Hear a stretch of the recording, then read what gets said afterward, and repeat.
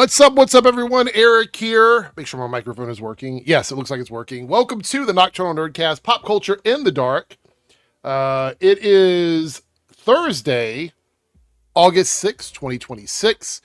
We got some interesting news today. What we're going to be talking about is the Cyclops casting.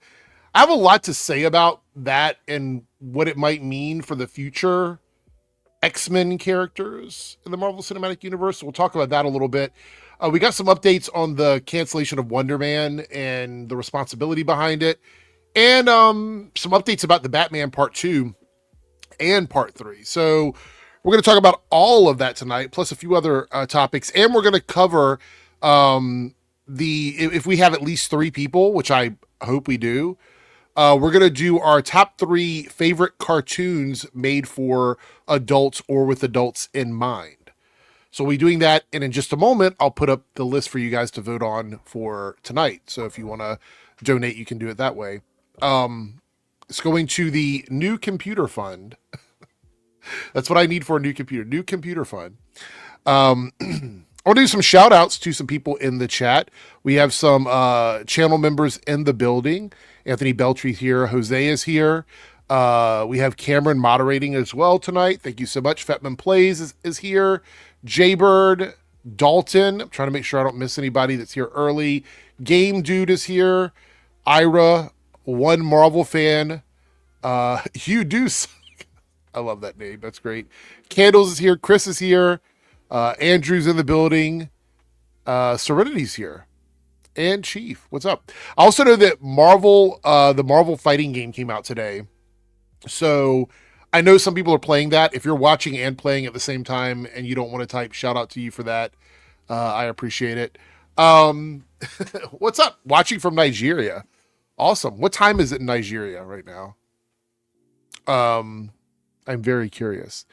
As of right now, we don't have anybody in the back room, but that's okay. I'm here to chat with you guys. We're here to have a lot of fun tonight and cover some interesting topics.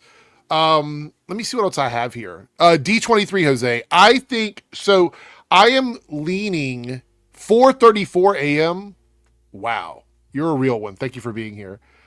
I am leaning more and more towards some sort of X-Men portion of D23. I do believe they're going to focus on the TV stuff, but I think we might get a little bit of movie stuff with the X-Men. And the castings are so, like, the rumored castings and the confirmed castings tell me that we are gearing towards a very young X-Men lineup. That's what it tells me. So that's interesting. What's up, South Texas Shark? So Brelly's watching Maximilian Dude play Marvel, or you watched him play Marvel Tokon Fighting Souls. Interesting. Sammy says, I think racism is happening because they canceled Blade as well, and there's no reason for them to. We'll talk about that when we get to that topic. I have a few things to say about that. Silhouette Animator coming in with a $5 super chat, kicking us off for the night. I'm glad I deleted my Twitter ages ago. The DC talks on there are all toxic negativity. Sorry about that tongue twister there. Toxic negativity. I didn't delete my Twitter. My account is still there because you guys know, like, tonight we're going to be using it for bookmarks and stuff, but I don't engage with people. Like, I'm not on there arguing for hours and hours and hours with people. It's just not good for you. And you're right. It's not good for the fandom as well. It's a lot of engagement bait. I see people ripping other people off, like copying their tweets and shit like that. So yeah, I understand though. Cody, good to see you. It's very much evolution era stuff. I'm okay with that. Mayo says, you think we're getting the original 5 for X-Men? Do you mean like that's the lineup? Like, are you asking if that's the lineup we're going to have for the first X-Men, or if we're just going to get them at all? Which one are you asking? Yeah, I don't stay on there very long. Now I'm following just the trades and like some actors and friends, and that's pretty much it.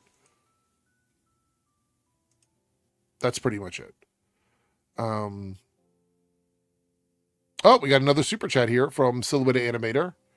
$5 super chat. There was a Lantern's fart edit.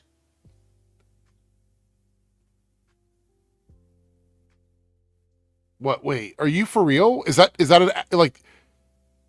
It's not fan edit. You actually mean fart edit?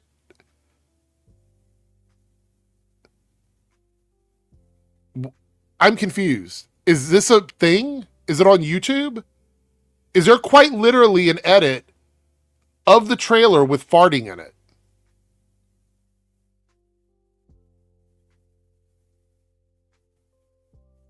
Oh my god, I'm not into potty humor, so we're not watching that. But that's crazy.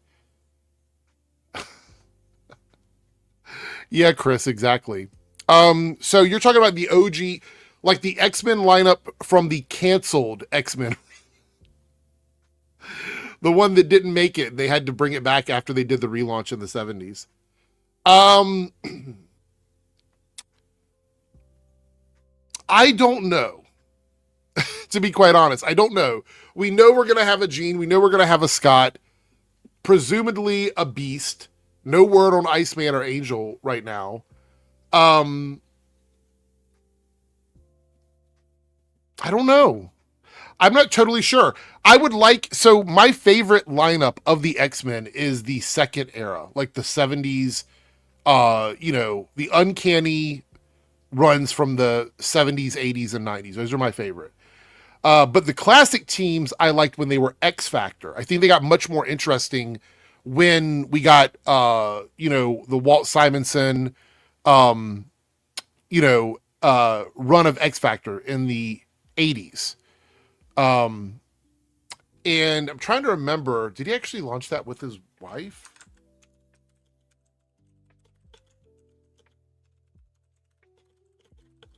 I think he did.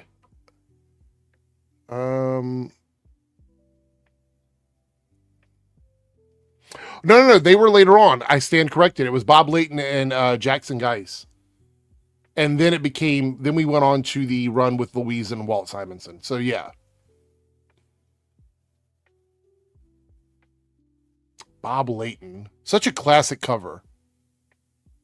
Great cover for X Factor. Let me show you guys. I love covers like this. Let me show you here.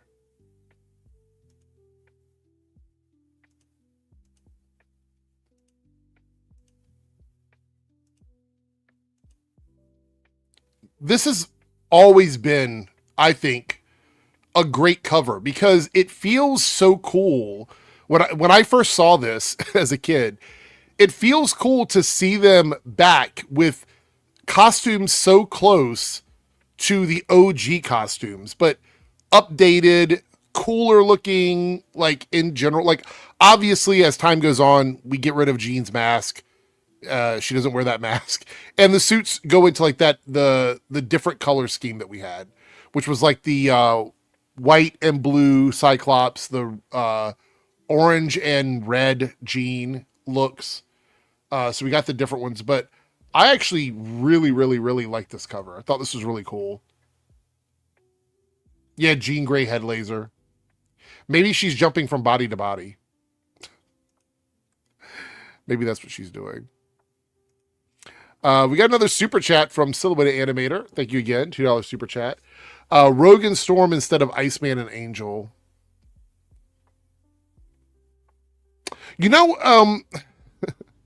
Well, first of all, I don't know if I would co-sign on that one.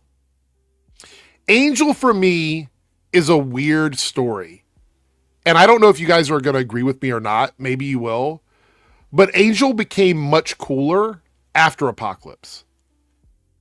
And I don't even think that's a hot take. I think most people would agree that's accurate.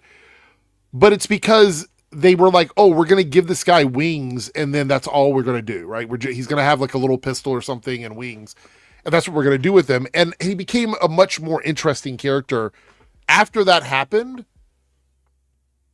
But we kind of need him before that, right? So I feel like jumping right into Archangel, right into the Apocalypse stuff, would be a mistake. I think we need him as Angel before that for a while so that we can sort of settle into the change between the angel and the archangel. As far as Iceman goes, one of the coolest things from Days of Future Past is the Iceman stuff. To me, I think is that the only time we've gotten a really good on-screen Iceman? Am I forgetting? I don't think I am. I think that's the best Iceman we've ever seen in live action. Because he doesn't get a lot of love on screen. So in that scene in the movie, it was one of the best updates we got to a character when we jump ahead into the future. So I thought that was really cool. So I would love to see Iceman, because Iceman obviously is more powerful than what most people think. So bring him on. Bring Iceman on. I'm totally down for that.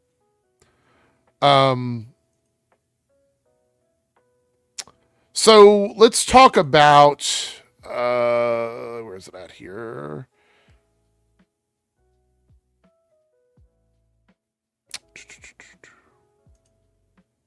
Trying to find the article, 1 second.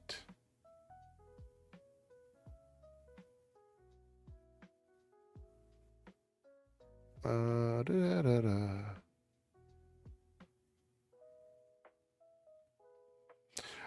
right. Let's go. We'll do the Batman stuff first.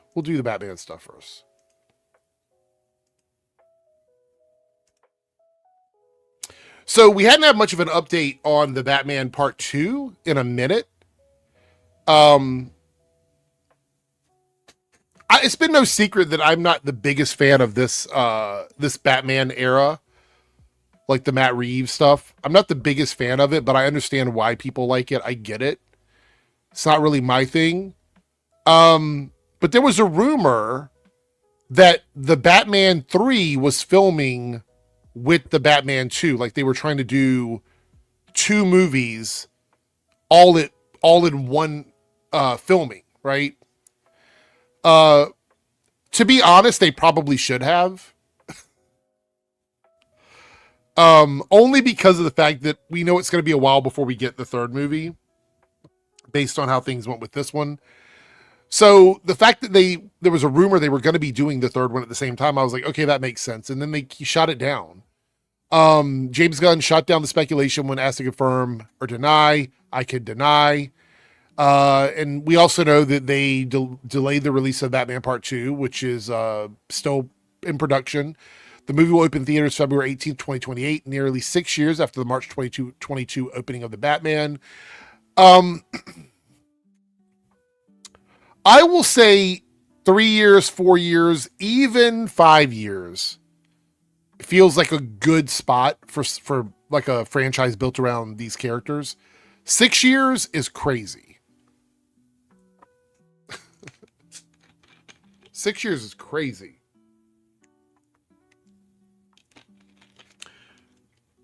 But you know what? People are going to be seated for it. I actually think this movie might have the Spider-Man effect. Not we're going to talk about that in a moment.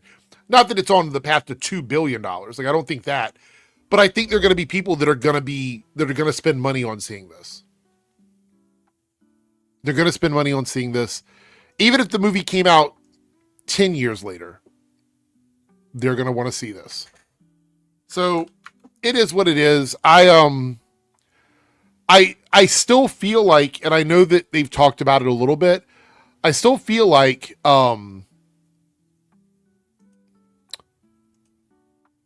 this is going to delay the DCU Batman stuff. I know they've tried to say it's not, but I feel like it will. I had a video here that we were going to watch together. Where is it at?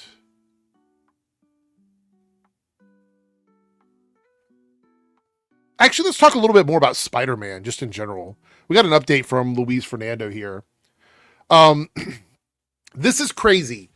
In just 8 days, Spider-Man Brand New Day beats Iron Man's $1.22 billion run as number 8 highest grossing comic book movie and tops The Fate of the Furious' $1.2 1.24 billion as 29th highest grossing film ever at global box office. It's kicking off its second weekend overseas, reaching on its second Wednesday at 759.3 billion over 66 markets. Allied to its 481.9 million in the US, the new Spider-Man with a 225 million net production price tag, not including marketing, it's a 1.24 billion global cumulation in just 8 days. Tonight it's going to beat Jurassic World Fallen Kingdom's entire 1.31 billion global run. 2 billion locked and coming on second weekend already, or next week at latest. So remember we talked the other night about this, and I said that there is a possibility that this movie hits 3 billion. I would say this is a pretty good indication of the road that we're heading down with Spider-Man. I would say 3 billion is in play at this point. Because it's going to secure 2 over this fucking GIF moving is driving me up the wall, quite literally. Sorry. I thought 2 billion, like when we talked about this movie early on, I was like, oh, it's definitely going to get 1 billion. I thought it could get 2 billion. Like in my mind, I'm like, okay, it's going to get 1 billion. Some people were saying 1.5, right? Some people were saying 1.5 or whatever. It looks like now it could double the 1.5. It's going to hit 1.5 before we even get into Friday. Like once the Friday numbers drop, I think it's going to be close to 1.5 by then.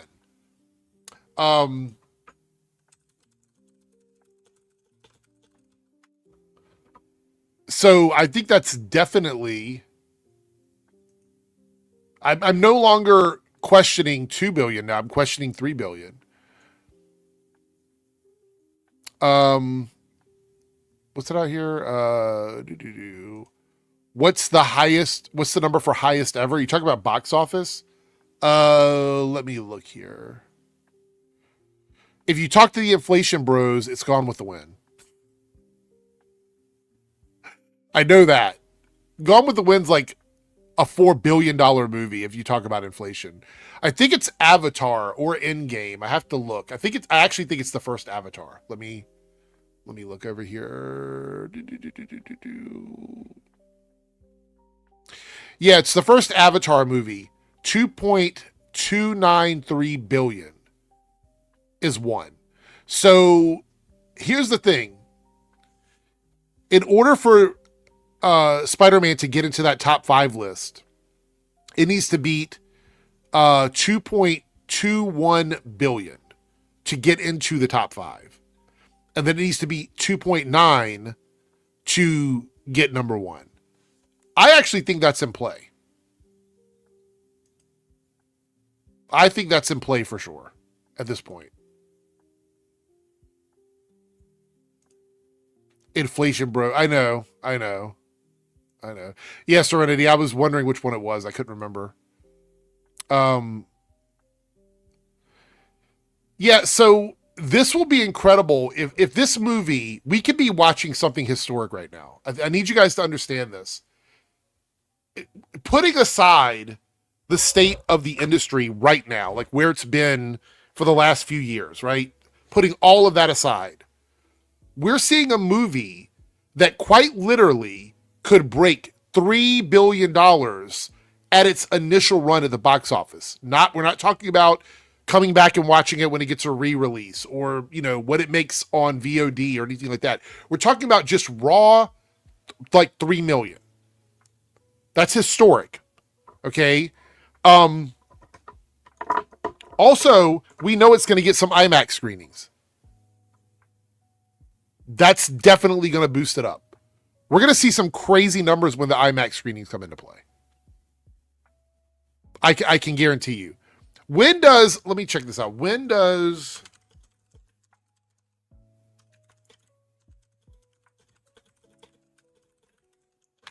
to find out when it goes on sale for IMAX, just so we can keep an eye on it.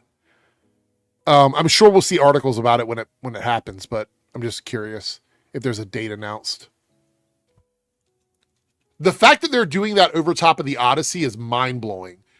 I wonder how the fuck Christopher Nolan feels about it.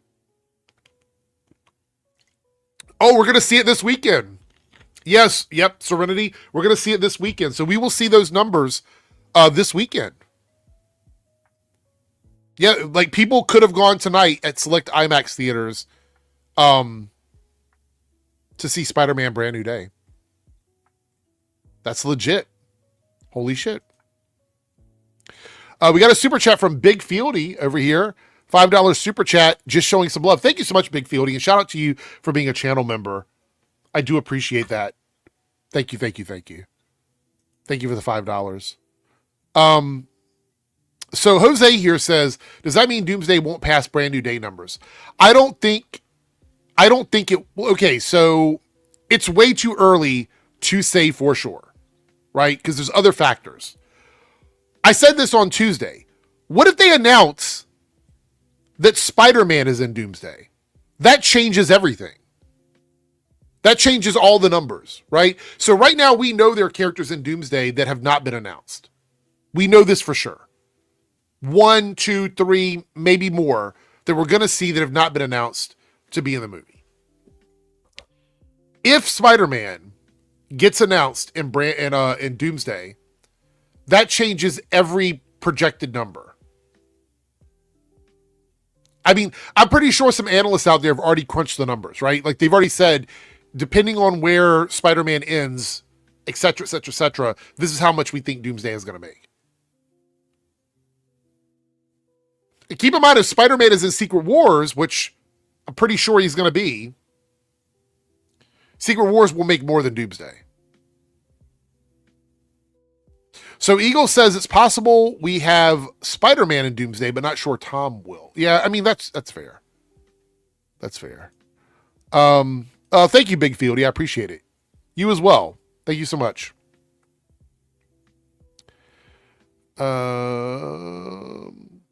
Hasn't Spider-Man and Sadie Seek already been announced to be in Secret Wars because they're not in Doomsday?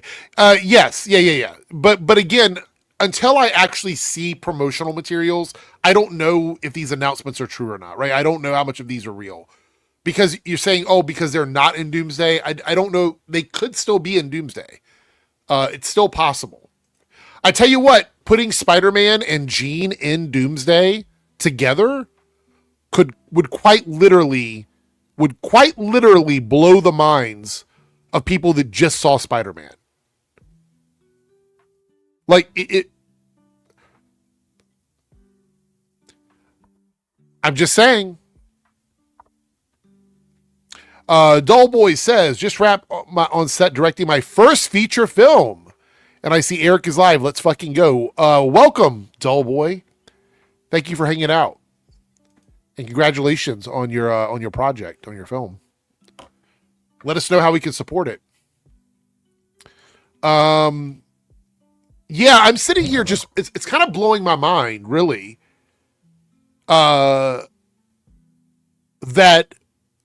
we could see the value of Doomsday jump up like fucking crazy. Let me ask you guys this. You tell me. Okay? Would you be more excited for Doomsday if they announced that Spider-Man and Jean are in it? Just be honest. If they came out and showed like a scene with Spider-Man and Jean and some other characters in it, would that make your hype level jump specifically for Doomsday?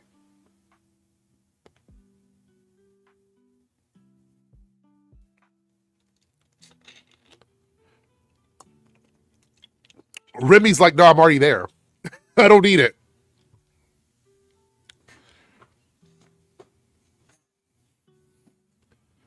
Yes. Yeah. Irving says, I saw Spider-Man Brand New Day with my mom and my two sisters in 3D. It was a fantastic experience. There was no 3D showings of it near me. Like, we don't even have an option to watch it in 3D anymore. I don't think I've seen a 3D movie in, oh my God, I don't remember the last time I saw a 3D movie. Glad you had a good time. Yeah. So put it this way, for me, I would get very excited if they announced that Spider-Man and Jean were going to be in Doomsday, but my hype level for Doomsday is already pretty high. And I know that's not what people on the internet want to hear because they want to poo-poo everything. But having a visually accurate Doom, I don't know how Doom is going to act. We know that it's Robert Downey Jr., but having a visually accurate Doom, having Thor as Thor again, bringing back Steve as probably Nomad or some other version of Captain America, all of that has me excited already. Like I'm happy about all of that. And then we have the X-Men coming back from the Fox universe. Not my favorite universe, obviously, but I do like seeing them back and interacting with these other characters. I know a lot of people are lukewarm on the Fantastic Four, but we're getting the Fantastic Four with the Avengers and with the X-Men. I mean, that has to mean something, right? I don't know. Well, Anthony, just think of it this way. Have the Russo brothers ever dropped the ball on a Marvel project? I know they haven't done great outside of Marvel. But if you're somebody that's looking at the odds, have the Russos ever fumbled on a Marvel project? I would say no. I would say they have not. There's some that are better than others, but they've all been good. So the only way the movie could be a mess is if it's something outside of their control.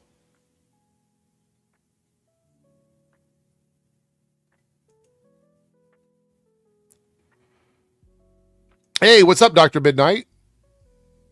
How are you doing? So, Jaybird, I've said this for years, and I will fight people over this.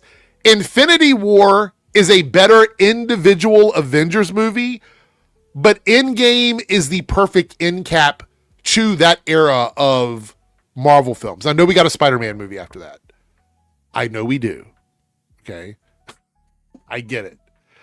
But yeah, I think for me, Endgame is the perfect end to that whole story, but Infinity War is the better movie.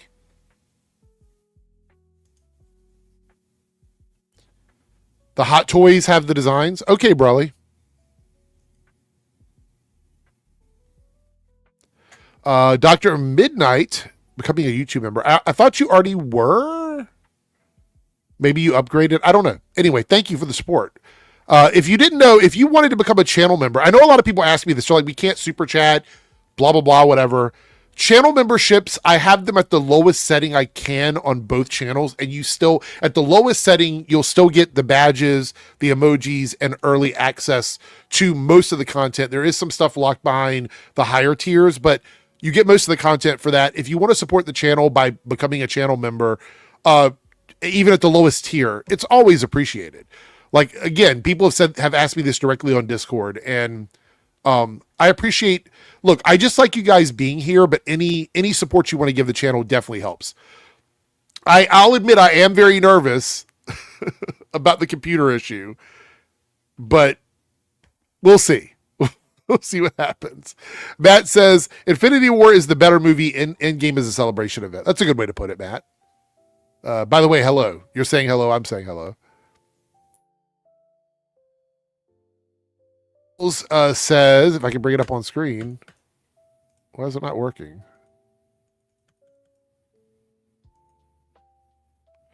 What is going on?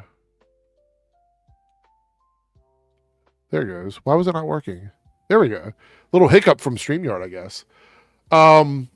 It says here, agree, I had a better movie experience with Infinity War because of how shocking it was to see how the villain wins, but those last 20 minutes of Endgame was incredible. Yeah, I think Endgame definitely seals it up at the end, but yeah, for sure.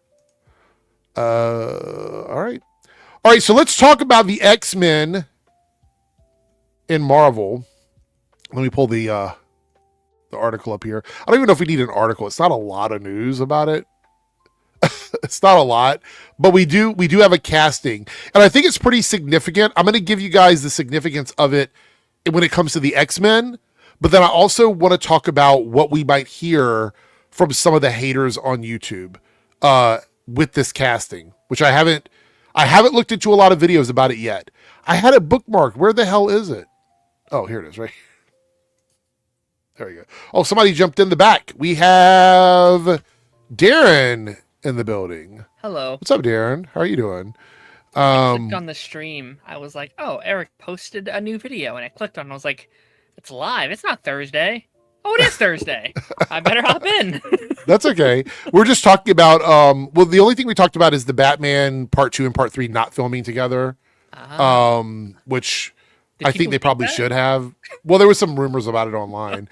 And then we talked about just how well Spider-Man is doing, and it looks like 3 billion is actually in play at this point because it's probably going to hit 2 billion before the end of the weekend. So, Yeah.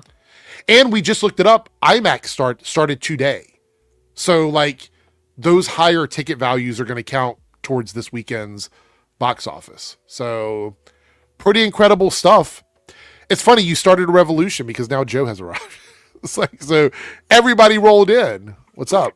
Where did Darren I come know. from? Like I looked at you a second ago and you were alone. I just came in Like literally he just a came minute in ago. before you. So Yeah.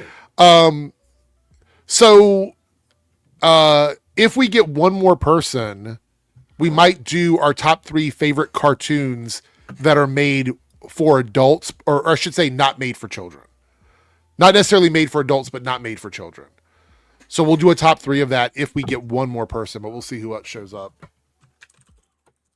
So the next thing I want to talk about. Oh, before we do that, Joe or Darren, any opinion on the success of Spider-Man right now? It's pretty crazy what's happening with that movie. It's breaking all Um, kinds of I records right now. I think people are being stupid about it, but it's a great movie, you know. Stupid as in like overhyping it. Well, I mean, nothing you haven't already talked about. Like I've seen your recent Okay. videos, but it's like people are acting like this means something, and it's like I see what you're it saying. Yeah, means yeah. people like Spider-Man. That's what it means. It means about the most Yeah. popular superhero in the world came out, Mhm. and it's a popular franchise where each Yeah. of the previous 3 was well liked and well accepted. So it's like Mhm. that's all it means. And people are like, "Oh, James Gunn's shaking in his boots now." No, he's not. No, he's not. I mean, if he is, it's not because of this. Maybe something else. I don't know. You know? Well, the thing. Go ahead, Darren. Say what you're gonna say, and then I'll follow up. Oh no, like I would agree with all that. Like it's I think there's a lot of things at play. I think when it came out really helped. I think it's Spider-Man. Really helped. I think it's also like people talk about how the last movie almost made 2 billion. We also think that was also 2022. We were still technically in the COVID eras, and people were still Right. like that. Like that was the movie that got people out of their homes and to go back into cinemas. Now we are fully out of that era. I mean, like anyone can just go and see a Spider-Man movie now. Yeah, I made a video today on Reloaded where I was like talking about the idea of superhero fatigue and the conversations around it, and then how a lot of this is being pushed towards the DCU now. All of a sudden, all of the haters love Marvel. Like, I don't know. I guess Marvel's good now. Like, if you would have looked last year, Marvel was bad. So, Do you remember like when they first started out, like in that 2016, 2017 area? Uh they really wanted, because they were going after Star Wars and it was successful, and they were going after Ghostbusters and it was successful, and they were going after DC and it was successful, and Star Trek. They wanted so badly to go after Marvel, and you could see them testing the waters. Like they would test the waters and put a video out like, can we get Marvel? But it was still so popular that it was like they would constantly retreat. It was like, nope, we right. can't go after Marvel. So it's like I feel like they feel like Marvel was finally ripe, I guess, around the time of Captain Marvel. Well, Yeah, I actually think last year was the best year they had for the anti-Marvel narrative because all 3 of the movies did less than what.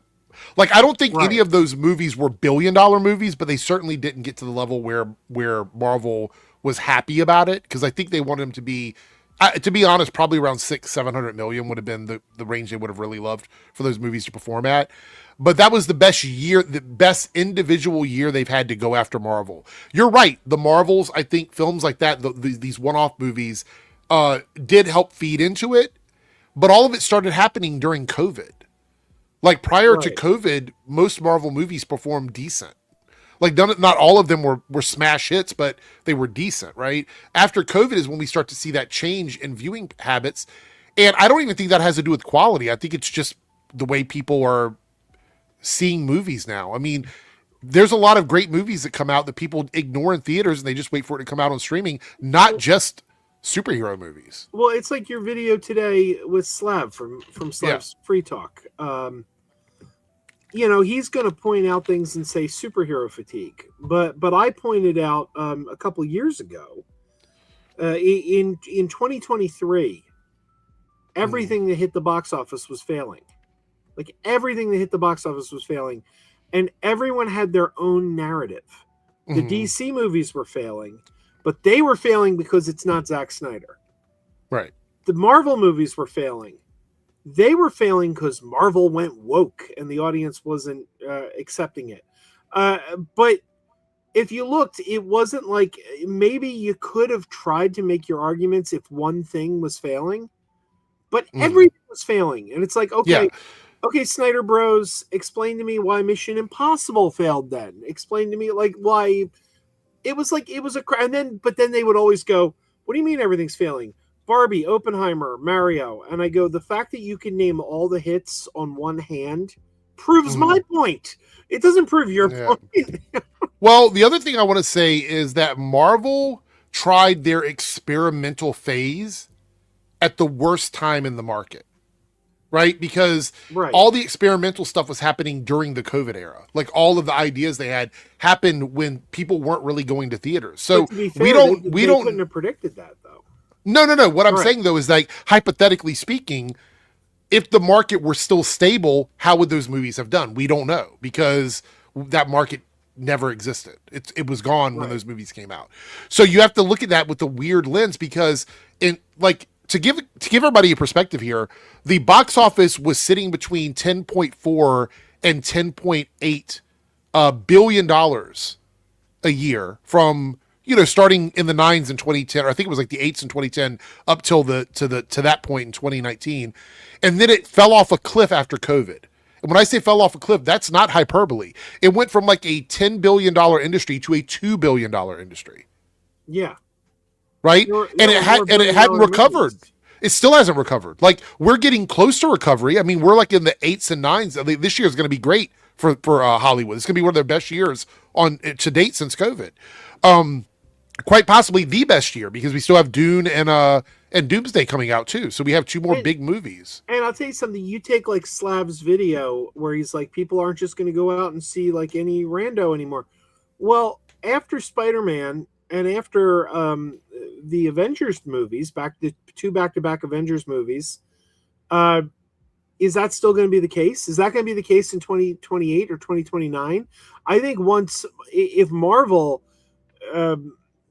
keeps steamrolling the way, like if Spider-Man leads into Avengers, if Avengers is bigger than Spider-Man, and then if they stick the landing, and I think you see the momentum come back again. Well, also they're creating massive FOMO because they're not putting any movies out next year other than Secret Wars, which means we're going to have Doomsday, we're going to have whatever that ending is, and then we have to wait a whole year to get our next Marvel movie. And that next Marvel movie, as confirmed, has Spider-Man, has Jean Grey, has these big characters in it. So we're talking about quite possibly 2 years with Marvel where they're in the $1 billion range with only one movie. Yeah. But it's like, don't you think that like if Marvel keeps steamrolling that way, like if Secret Wars and Doomsday stick the landing, and then they do like a couple safe bets, like a Black Panther or another Doctor Strange. So don't you think the audience is then going to be there for another experimental film? Go ahead, Darren. I mean, I was just going to add to that. Like, it's rumored the first movie is going to be X-Men. Like, X-Men is a very safe bet. Mm-hmm. So, especially with Jean now that we have Jean in a well-received movie, it's and we're going to talk about the casting here in a second. But I have a feeling that the narrative is going to fall apart when Marvel starts to make things feel a bit more exclusive. Because one of the things I did agree with in Slav's video is that there is a little bit of brand damage between DC and Marvel that they have to sort of deal with. And they would know that internally. Like they would have that information internally. They would know exactly what the demographics are, what the numbers are. They have teams that figure that out. And I actually think some of this adjustment we're seeing now is because it took them a couple of years to figure out what was going on, right? They were dealing with the COVID stuff. They also had a bunch of people sort of in limbo, characters in limbo. And so now we know we've got, Doomsday coming out. We have Secret Wars coming out. We have a Ghost Rider movie, which, by the way, is probably going to be a very small budget. I'm going to put Ghost Rider somewhere in like the 100, maybe 125 million price range. I mean, it could go up. Look, I believe that the value of Ghost Rider changes depending on how Starfighter is perceived, right? If Starfighter comes out and it's like a home run for them, then that movie is probably going to the value of that team is going to increase the success of that movie. I don't know though. I think if Marvel learns their lesson, it should be a lower budget.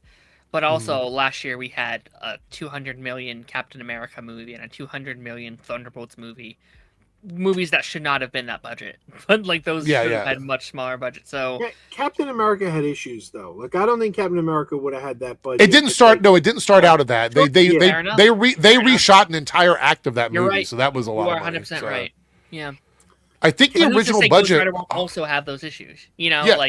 Well, I would say the only reason why I don't think they will is because that team seems to work well together. And I would agree with that. I would agree with that. Yeah. What's up, Jake? What's up? How's everybody doing? Pretty good. So since we have 4 people here and we don't have a lot to talk about tonight on the second hour, I thought we'd do one of our lists. So our list is going to be, we're going to do at least one, which is top 3 favorite cartoons not made for kids.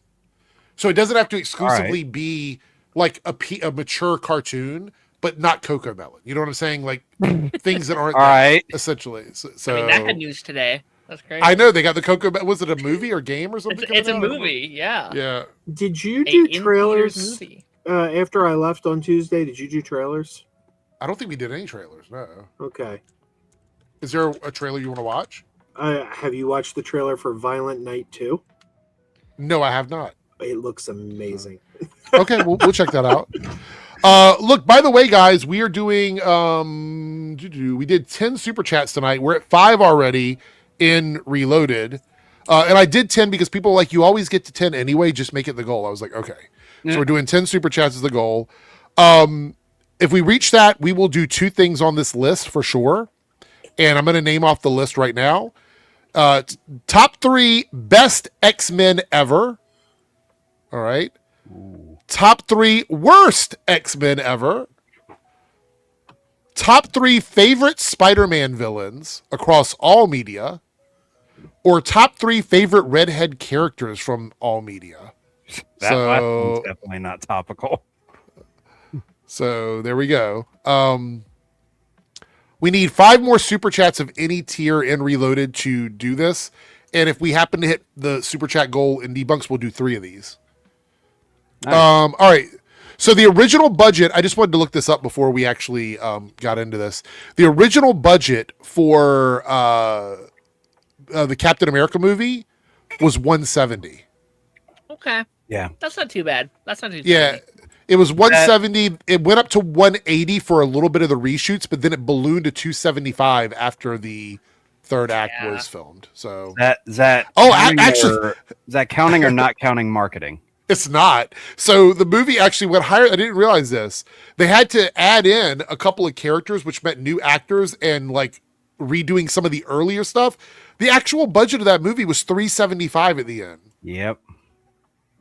Without marketing. Yeah. Because a lot of your plot scenes are given to a reshot character that got added in a year after principal photography was done.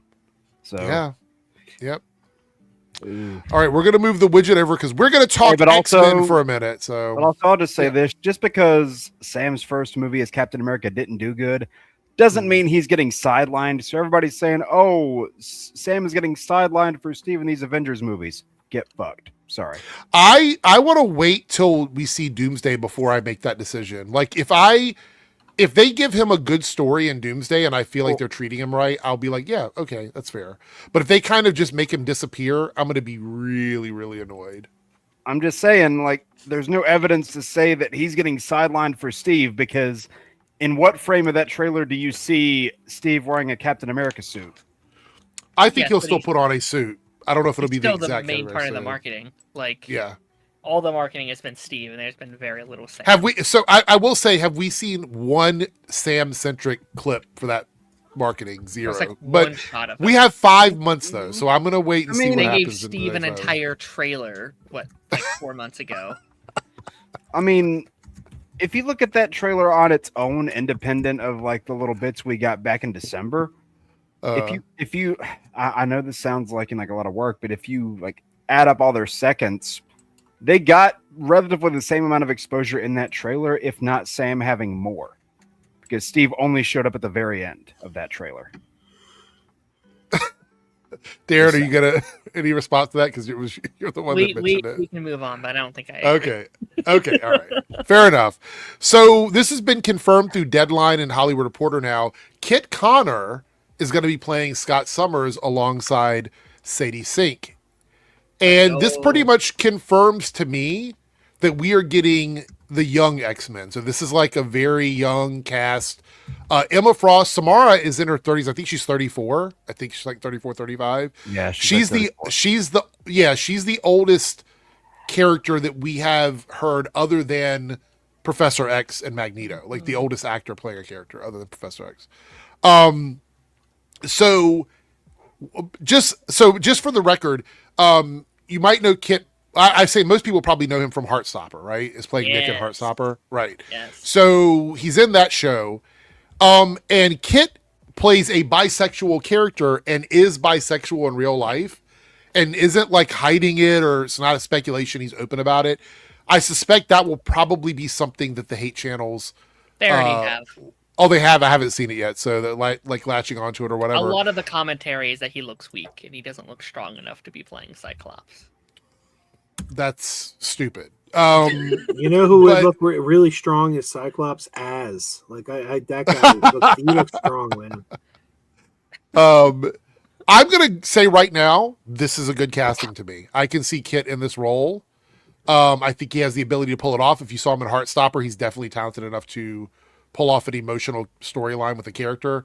So I think that's fine. Does that mean Scott Summers is going to be bisexual in the X-Men? Probably not. I would say no, but I mean, they can do anything they want at this point, but I don't see that being a thing.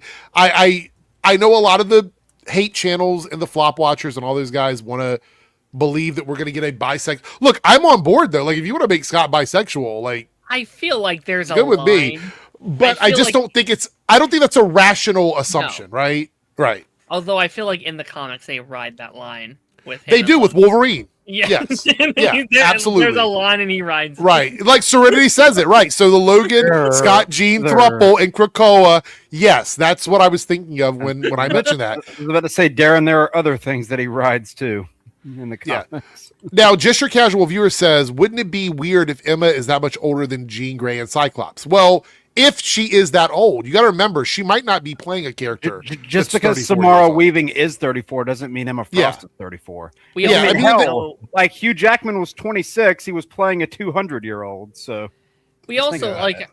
I also think it's incredibly likely they just don't do the love triangle route. Like you can do Emma Frost and not have them be in a relationship with Scott. Like they could she can be.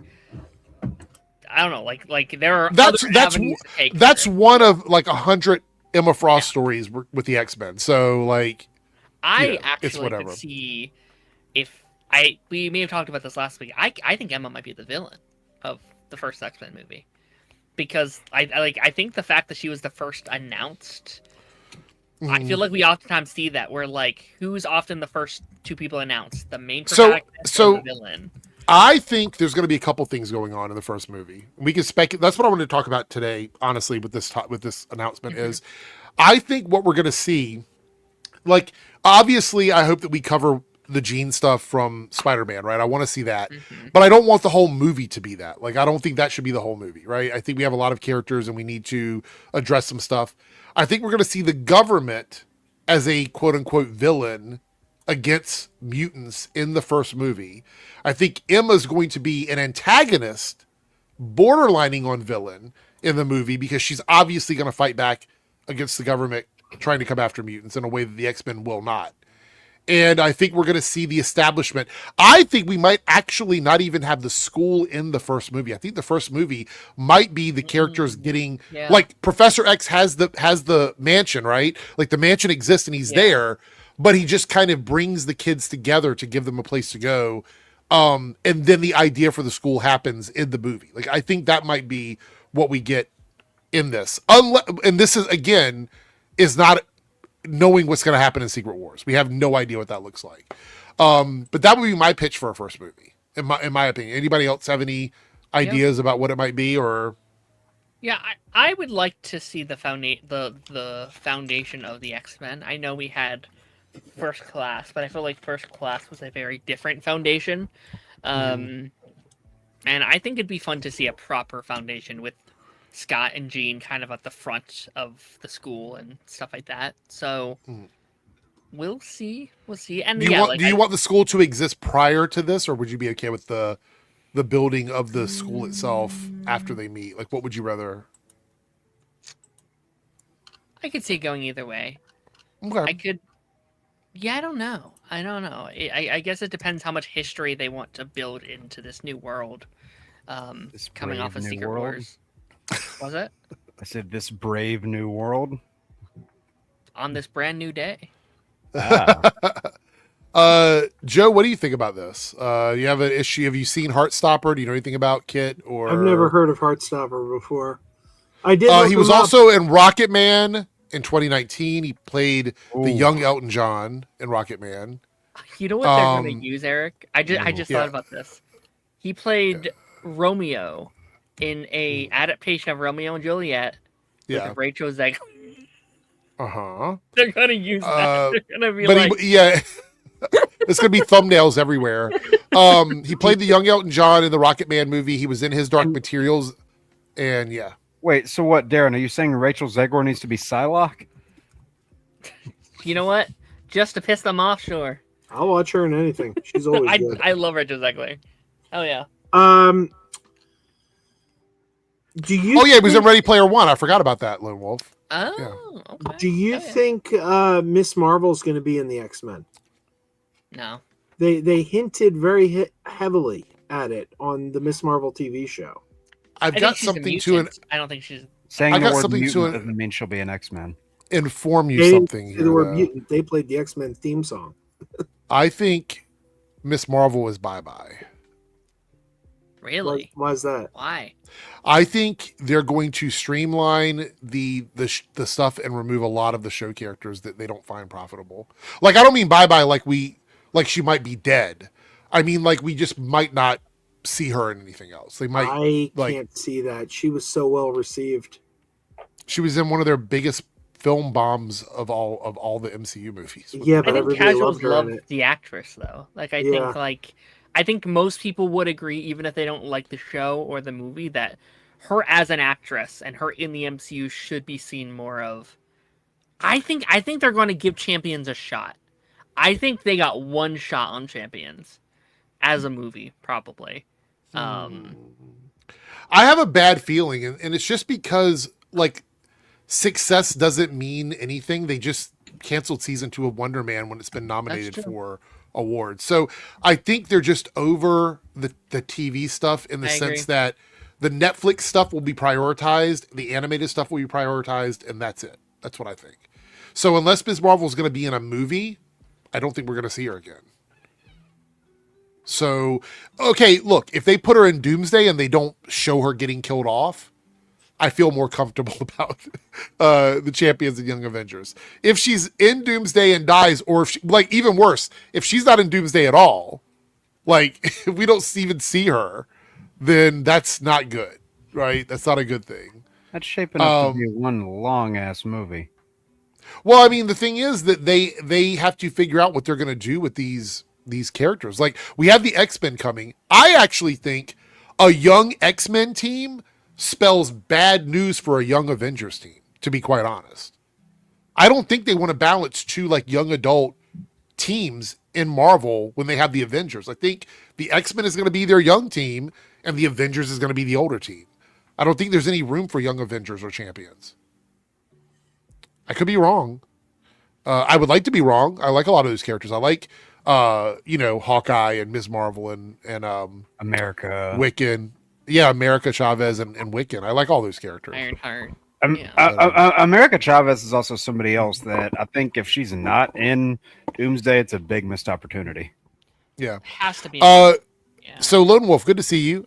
Kate Bishop I think she's gone. I think anything that happened in the Haley TV Steinfeld? side. After Yeah. Sinners, Eric?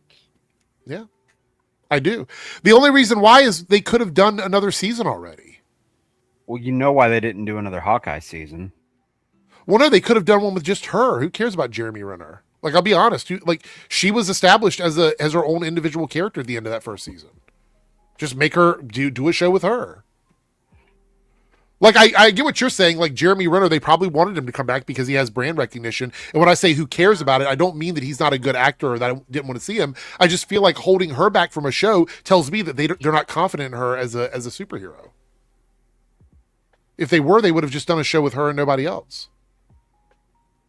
Especially after that first season, which I think is really good. Do y'all like the Hawkeye TV show? I thought the first season was really the good. Hawkeye Yeah, it's show. fun. Yeah. I don't think we're going to be seeing more TV shows, though. I think TV's done. I think we'll get Daredevil, and I think if the Defender stuff is well received, then we might see some of that. But there's news though, Joe. Hold on to that. We're going to talk about that in a second. There is some news about next year that we're going to talk about. They need to do more The special rumors? presentations. Rumors, but I feel like we'll find out at D23, which is why I think it's actually coming up. Lance is in the house. Get in here, Lance. Come on. Get man. in here, buddy. So, all right, we got a few super chats here. Frodo Cop dropping in with a $1.99 super chat saying hello. Hello, Frodo Cop. Yay. Eaton here with a $7.99 Aussie. I think that's Aussie. I think that's Australia. Hey, Eric, can't stay. God, what is wrong today? I was like, am I too Worth your high? heart, Eric. Can't stay, but just wanted to drop in live for a change. Anyway, I'll catch you on the rewatch. When you're watching this on the rewatch, hello, and thank you for the super chat, and thank you for being a channel member. Cody here with a $5 super chat says, if they're going to do if they're going the evolution route, Wolverine could be an authority figure. Honestly, they could do X-23. I'd love to see her come back, bring Laura back, because I know she doesn't like going by X-23. So bring Laura back. And have Wolverine as the mentor. I'm okay with that. Have Hugh Jackman as the mentor. I'm okay with that. I have no problem with that. It's just always going to be Hugh Jackman. I mean, does anybody look, to be quite honest, I think the general public would just accept him as Wolverine in the MCU. I know that's not everybody's favorite answer, but I do think that he was part of a $1 billion+ movie that came out for Marvel. Like, I think he's shown that he can make money in the right properties. Sure, but for how long? Till he's 90. Well, no. I mean, like eventually he would go on, and then Laura would just be Wolverine in the MCU. That's what I'm saying. Like she would just end up being that character. I just think there's so much like story potential they have with a younger Wolverine that they can play. I'm not saying that's what I want. I'm making an argument for what they could do. I get I what would you're much saying, prefer though. a recast. Yeah, I would much prefer a recast. For Wolverine, yeah, and like it would be weird to see, like especially if they brought Daphne back as Laura, it'd be weird to see her paired with a different Wolverine. But there's still, I think, so much she has to do as that character. I just feel like we're in a weird spot where we have two good characters playing, or two good actors playing characters that could fill that role, and one of them is so old that he probably doesn't want to keep acting as this character for another 15 years, right? And then you have someone who is another character entirely that could technically, I guess, exist beside a younger Wolverine, but that changes up the dynamic of her as a character as well. So I don't know what they're going to do. I think they get rid of both of them. They keep them both, or they get rid of them both. I think that's what's going to happen. I definitely agree with that. Yeah. Have you seen the people that are saying Indy should play Laura next? I don't have a problem with that, but I think that Laura's a way off though. Like if they're doing this younger X-Men team, Laura can't be part of the picture for. I mean, Wolverine's always years. No, I know, but I'm saying like we can't have her the same age as like Jean and Scott and How stuff. Like, old that doesn't is- make any sense. No, I'm not saying that, but How old is Hugh Jackman? How old is Like, he currently? 57. Yeah. So he would be in his 70s playing Wolverine if he went. Because think about this, they're probably going to do a trilogy of X-Men movies, right? Each movie's probably going to come out 2 to 3 years apart from each other, which means that we're talking about like 12 to 15 years of commitment from him. I know you can do the like evolution thing, and I think that's fine. But doing like 22 Jean Grey and 22 like Scott Summers, and then we just have like 80-year-old Hugh Jackman wobbling around. I want someone. To be fair, we've got Patrick Stewart and Ian McKellen as well. They're still. Okay. And then you've also got people like Kelsey Grammer and Alan Cumming that are in their 60s. So Yeah, but again, they're supposed to be older versions of these. I don't know. I feel like we've never truly got, except for like Deadpool and Wolverine, got Wolverine. Like, I want someone that could be like, okay, this is mine. We don't got to deal with multiple timelines and all this history. Just fresh start for basically everybody in Right. in the X-Men world. Like I don't want to do it like a James Gunn thing where like, oh, we're taking this person from here and this person from here. No, fresh everybody. Everyone's fresh, Yep. everyone's new. As much as I love Laura, she's great. The only person I'm okay keeping Deadpool. is Deadpool, because that makes sense. Like he can work in like, oh, this is a new cat, whatever, bullshit, whatever. I would have said Laura a few years ago, but I feel like just too much time is passing by now. I mean, isn't she? She's like 20. She's like 23, 24, I think. Okay. Actually, okay, no. She's younger than that. Hold on. Okay.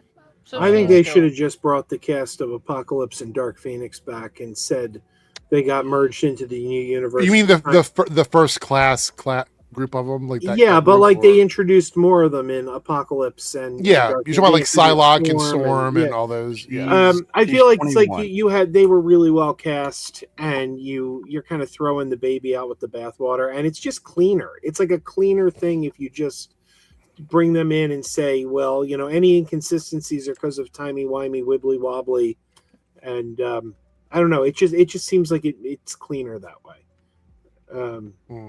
So I looked it I up, feel and like they're kind of Daphne's. messing it up. So Daphne's 21. I just looked at it. Okay. Fair enough. So Andy Serkis actually said in an interview that he was looking forward to seeing Aman Vellani in Avengers Doomsday. And I don't know if that was true or false. That was a couple months ago. Come on, why would the director of the big hit Venom movie? Kidding, but no. Yeah. When asked about Doomsday, Vellani mentioned that she has heard a bit about the film, what it's going to look like through her conversations with Simu. I'm excited. It's going to be ridiculous. Again, we know that there are some characters they have not shown us yet for some reason or another. We know Cassie's in there. Yeah. Haley Steinfeld has retweet certain things in the past about Doomsday. She's rumored like she was also she landed in San Diego right as soon as the Hall H Comic-Con stuff was happening. Yeah. So at one point in time, Demique also said that she was in. Who plays Ironheart had also said that she's in Doomsday. If they show up in Doomsday and they don't get like blown out of existence, my thoughts on them coming back go through the roof. Like I feel like it gets much higher. I think that's the post-credit scene. I really do. Okay. I think all our heroes are in Battle World, and we gotta regroup who's left. And I think that might be our champions. Hell, why not bring back like Eli Bradley from Falcon and the Winter Soldier, turn him into Patriot? I'm just saying you can do it. We have our friend Ronan in the house. Ronan hasn't been here in a minute. What's up, boys? I know, dude. My bad, dude. I'm just like, with this the amount of shit to cover and edit. I'm just like, god damn. And so I'm like, right now, I deliberately be like, all right, I just recorded 2 hours of anime. I'm gonna take a break, do a stream, and then I'll come back to another 2 or 3 hours of editing. Glad to have you here. Connor with a $5 super chat, which brings us to 7 out of 10. We're only 3 away. Ms. Marvel probably won't reappear until Secret Wars. I mean, if Ms. Marvel is in either one of these Avenger movies, I feel like that gives me much more faith that we will see the Young Avengers, or at least some of the Young Avengers, come back post Secret Wars. But we know that they're trying to streamline the MCU. Let me ask you a question. Do you think that having Avengers, Young Avengers, New Avengers, and the X-Men all being juggled, is that not streamlining? Is that too Yeah. confusing for viewers? I don't think so. I mean, I think you're it's still gonna have. better. And then it didn't help that after the Jonathan Majors thing went down, they had to do a hard pivot. We got a Jonathan Majors update we're going to look at here in a So second. Yeah, we this. do. What happened? We're going to look at it immediately after we finish these super chats, so don't worry. Oh, Saw a tweet that was like, "I'm done with this bullshit." I was like, "What did he do now?" Yeah, we're gonna look at it. We're not gonna spend a lot of time on it, but I do want to bring it up. Yeah. God. you said Thank you you're- for the super chat. Yeah, I was they surprised he even said yes. I They mean, wasted a bunch of people because- in that movie. I love that movie so much. Believe it or not, he was considered for Batman back in the day. Thank God that didn't happen. Ew. Ew. Oh, you just said Ronan. Ew. Yeah, like at that point, Garfield. just get him Victor's ass at that point. I'm like, nah. You got Garfield, bro. Come on. Yeah, lasagna man. Yeah, man, Scrooged. By the way, we hit the goal, so that means we're doing 2 of the things on the list. So we hit the goal. Nice. So 2 of those. So Ooh. thank you guys so much. We got a $5 super chat from Serenity. Suggestion for Disney Plus: focus on special presentations for live action and Marvel Rising for animated one shots. Example: animated Cloak and Dagger. I'm totally down for that. I've been saying this since World by Night came out. I'm like, do less shows and do more Marvel specials. Yep. Like, that is the way to do it. That way you don't have Well- to panic about like put so much money into it. Like, no, do a special. You focus on a character, and if people like certain character, you put them together in a group. And it's cheaper. You're basically making 1 episode of TV versus 8. Yeah. I'm Cheaper. so down for more like Elseworld animated stuff, especially if And it's as good Seren- as X-Men and Yeah, Spider-Man have yeah. been. Yeah. Serenity and everybody hold on to this thought, because the very next thing we talk about after Jonathan Majors is kind of about this. So here we go. This is the Jonathan Majors stuff for everybody who didn't see this. So the movie that he was filming that had all that controversy last year, I think, is a Daily Wire movie. Yep. It's a Ben Shapiro film. Run, Hide, Fight Infidels. Oh no. It follows a Delta Force veteran who fights back after radical Islamic terrorists seize a college pro-Palestine encampment and establish a violent makeshift caliphate. So, Jonathan. And like that, he's re-canceled. I Like just Kang, can't. Kang fucked up another universe. Like, come on, That's the thing man. about that's the thing about a pattern. It always ends the same. So the crazy thing about this is that a lot of the people that argue about superhero movies and stuff like that, they don't want anything that feels like it's coded around like ideology and messaging. And then these movies come out where it's like this movie exists to push some sort of narrative. Like, that's the whole point of the movie. Like, you read that description, quite literally, it doesn't even matter what the script is. Eric, It's Like, Sorry, go It's fascinating seeing the turn of events for this guy, because before the controversy went out, like we were all going like, "Wow, a new talented guy, like going up in the rise," and he's ahead. being African American. Like, oh my gosh, he got Kang, he's doing all this still cool stuff. Like, where is he going? And then whoop, shit hit the Yeah. fan, You know what this and then now shit's continuing to hit the fan. It's like, come on, man! Like at this point, he should have just gone on retreat or gone and like be a professor of acting or whatever. Like, may have you like something like that. But like, I don't know. This is I don't know.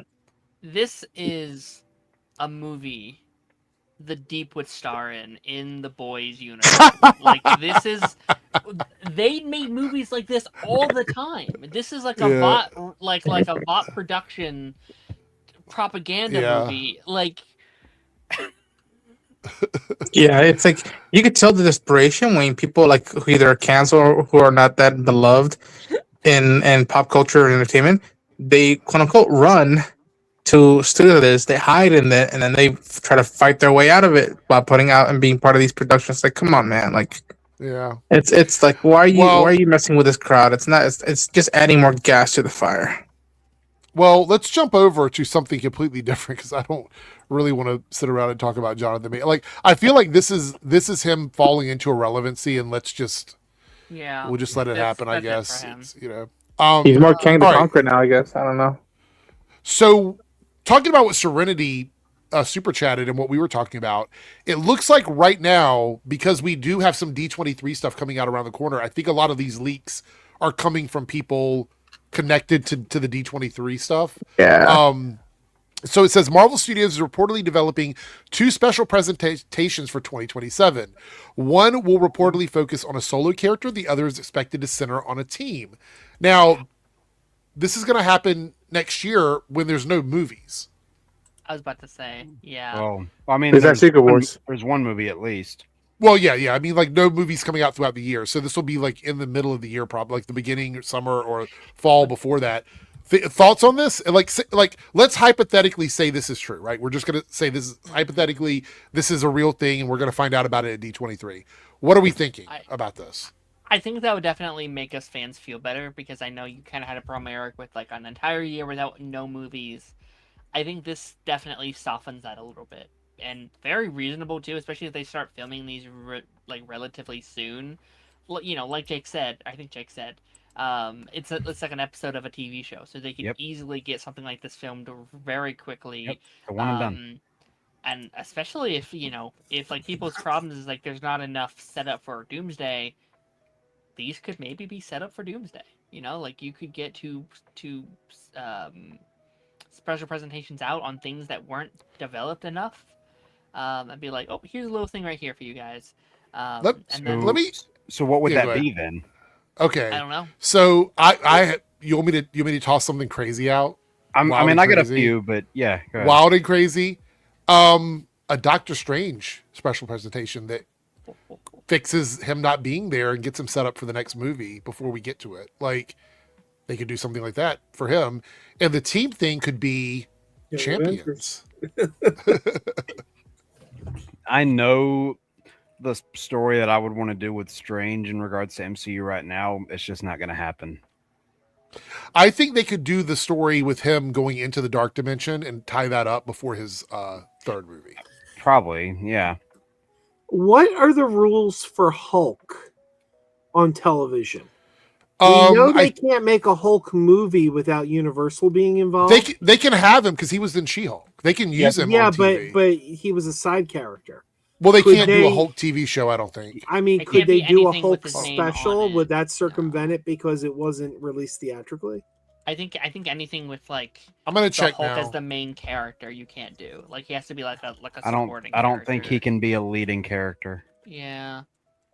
We need to trick the system. Like do a show that's called like new. No.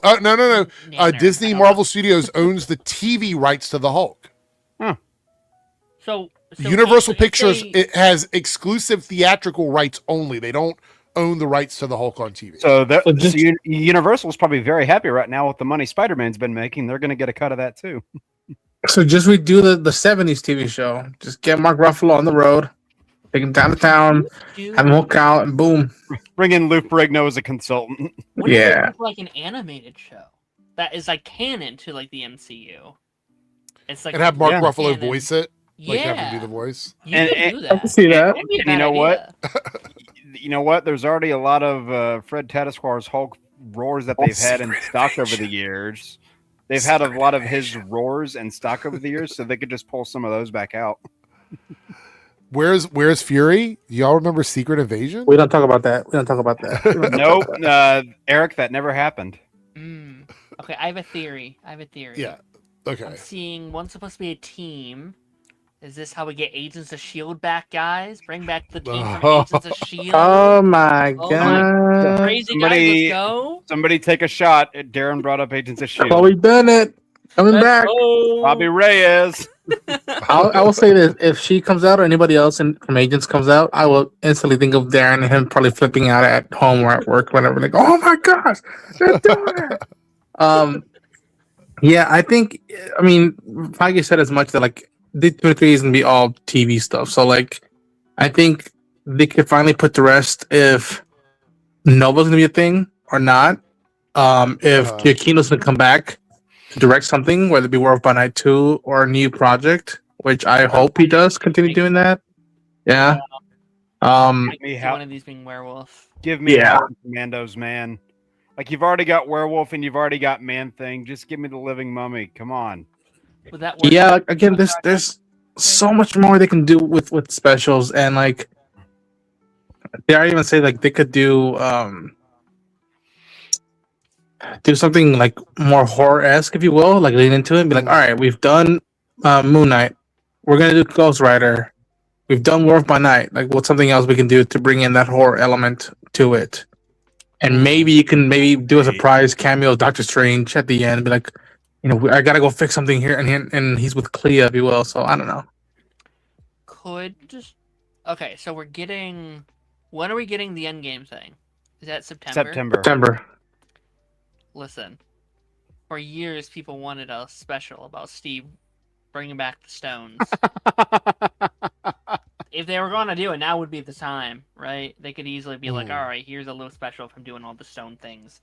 It's not. But I got a feeling that's going to be the extra footage. I'm pretty sure it's going to be the extra footage they're going to show if they do end up doing that.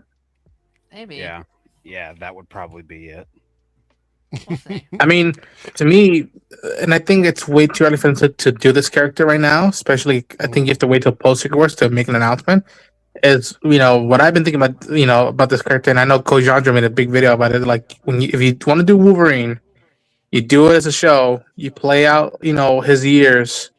You do patch. You do all these sites, and then once you already have a team in place, you have an X-Men group in place. Then down the line, you could integrate them, but like, I don't know. There's ways to bring in characters like that into these specials. I mean, hell. So just to quickly jump in, this was sent over. I'll let you talk in a second, but this was just sent over. I think I want to give credit to Cameron. I think Cameron shared this, but I guess over in Variety they confirmed the X-Men reboot film will be in 2028. So, like you were saying, Darren, it's probably in the batch of those 3 films they're going to get in 2028, which is this May or July. Ghost Rider, this Ghost Rider and Black Panther 3. So there was also another. I think it came from Variety that said it was going to be the first movie post Secret Wars, and if that's true, there's a community note. Let's see what it says. Oh, let's see. Marvel Studios is not officially confirmed. It's an unconfirmed insider report that's linked to the Variety article. Okay, that's fair. But say it's true. This does sort of lean into the idea that we're going to get a kickoff after Secret Wars right into the X-Men if this happens. And again, like, I don't know about you guys, how you feel about this, but like, again, it's the same thing I had with Endgame. Like, no, after the big hoorah, take a year off, take a year or 2 off, and then you come back with that. Like if you immediately go through Secret Wars and go into X-Men, I have a feeling that like, and I know how popular and how strong the X-Men are. It's like, I have a feeling that like that sense of like, oh, goodbye-ness to the multiverse and all this stuff, it'll just still carry on into the X-Men, and I don't want them to get that, because that's one thing that I do think that did rock the boat for the MCU is like after Endgame, you immediately went to another movie instead of taking a pause and letting that settle in. Which I could have gotten. I could have gotten like going to Far From Home, because that was kind of like your Endgame epilogue, but like they had time to do a break in there. It was in the middle of a pandemic. They could have taken some of that time to just decompress. Yeah. Which is why I kind of wish Ghost Rider is the first, because I think Ghost Rider is a more like chiller kind of going into like, coming off of Secret Wars, where I think if it's X-Men, you're gonna have 3 massive team up movies back to back to back. You know what I mean? Yeah. Which is a lot. So well, right now, according to what I can find, it looks like obviously December 15th, 2028 is the Black Panther 3 movie. It's been announced. It looks like right now one of the dates that is held is July 28th, which people believe is going to be the Ghost Rider movie. And the other held date is May 5th, which is the one that's suspected to be the X-Men movie. Yeah. Yep. I think we're learning next Thursday, next Friday. I think all this X-Men stuff coming out right now, it does make me believe that they got stuff to share. Wait, when is the X-Men? Yeah. Which again, it'll be weird. Like, you really chose D23 to show the X-Men instead of Comic-Con. Like, you would think, but Comic-Con is a place to show the X-Men. I think. But Ronan, I think they had to have Spider-Man come out first. True. Yeah, true. Has everybody here seen it? Yeah. Yeah, I think so. Everybody saw it? Okay, so if I yell Gene, nobody's gonna freak out? Okay. Max! It's been a week. It's been a week. We're fine. Yeah. I'm no longer doing spoilers because of that. So What the? Did anyone I hear was that? I was setting a reminder for myself. That's why Oh, I okay. muted it. Uh, Dr. Midnight here says, Eric- since you like this channel, check out channels from the other stream co-hosts. Each one has an interesting, unique channel. Thank you, Dr. Eric- Midnight. Thank you. That's nice kind of you. Thank you. I thought Eric had his own like Eevee interface for a second there. I mean, you could say it's my phone, but we also have, let me flip through here. These are all topics from the suggestion tab. By the way, Cameron does this, Stranger does this. A lot of people participate in that channel. Lone Wolf does from time to time. Go over to the Nerdcast suggestion tab in the Discord, and you can drop things if you want us to talk about them. Says here that this was from the 6th, so yesterday. James Gunn says Blue Beetle animated series is still in active development. So, what do we think? True, Glad to hear false? You know what, man? I want Cholo Maridueña to have his time to shine more with his character. The way stuff has been, going around, in and out, changing and shifting, and then there's the Paramount one of those things. Besides Man of Tomorrow and Batman Part 2, I'm going to wait till I actually hear the confirmations from either DC Studios or the creative behind it, like, oh, we are doing this before I buy all that stuff. Because again, most of the stuff now I take it into rumors. Like, so much stuff has been changing. Fair. Shows have not been, coming about. Like, I think it was yesterday during his birthday, he put up a photo of Amanda Waller, and I thought we were gonna get an update on the Waller show. Like, nope, just like I share a birthday with the character. Like, all right, cool, but I don't think that show's happening anymore. yeah, He said yesterday it is. Yeah, he Well, he confirmed. says a lot of Yeah. things. Yeah, that's what I'm saying. I don't know. This one, even with him confirming this, is like, is this real? I don't know. I want to point out here, we were talking about the merger. So this was also dropped in there. This is from yesterday. So Joe Flint is a Wall Street Journal reporter. He says here, Warner CEO David Zaslav indicated company remains confident in deal with Paramount closing. I want to point out that he sold the remainder of his shares. So that shows low confidence, but this is what he's saying. However, it says high-paid executives hired in anticipation of Warner splitting into two companies remain on payroll. They're still paying the team members that were put in place for Discovery and Warner to split. They're still paying those people. So that doesn't feel confident to me.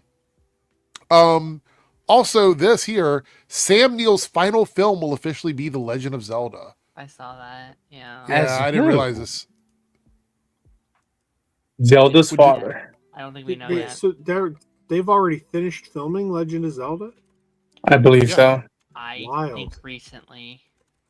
I know they also announced that Night of the Seven Kingdoms season 2 just wrapped filming as well. I think.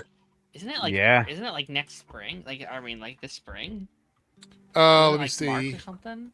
It's like looking it up. February, March, somewhere around there.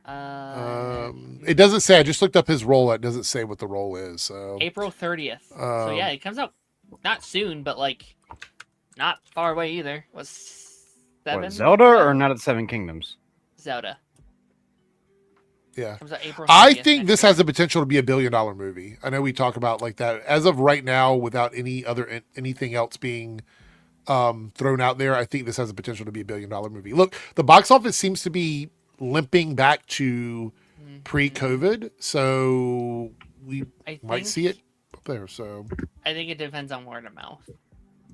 I Yeah. think if people come out loving it, then yes. If people say, "Hey, this sucks," then maybe not. yeah. For a second, reload this. I heard he's Why is- also going to be in the new Godzilla. Godzilla versus Kong. Yeah. Speaking of that, we just had a member chat from Cody who says that. Yeah, he's in What is that? Godzilla 2. Gojira. That's around that same time, right? Is it? I think it's next spring. Godzilla. What's it called? Godzilla versus Kong. What's the The next subtitle? battle. It's something weird. It's March of 26. So about a month before this one comes out. Supernova. That's what it's called. March of 27. Okay. 26 So, past. so yeah. No, I April said and- March 26.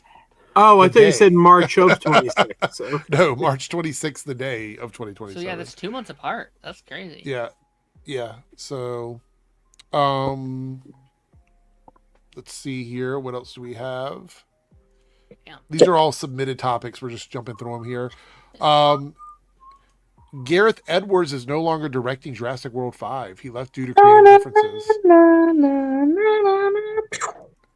No big loss I mean, there. Yeah, I don't think a lot of people were happy with the overall presentation of his film. I like this movie. I like the movie that came. I know some people didn't. I liked it. I thought it was pretty good. I like Rogue One a lot. I like his first movie, Monsters. I couldn't go. I like Gareth Edwards. I don't like this movie. I don't weird. like he's done. Go ahead. Except Star Wars. I'm sorry. Oh, you didn't even like Rogue One? No, Rogue One is probably the best thing he's ever done. Oh, and okay. that is still one of my least favorite movies of the Disney era. Okay. I liked it. It's just, but no, I hated Monsters. Godzilla, I didn't think was very good. Mhm. I can't stand it. I this guy is yet to impress me. Wow. Well, I actually liked this movie. It wasn't a perfect movie, but I had a good time. My main thing is like the highest point you can get for me if I'm rating a movie is if I have a good time when I come out and I feel like I enjoyed myself. Maybe it was all the drinks I had because I only watched it one time, but I just remember liking it.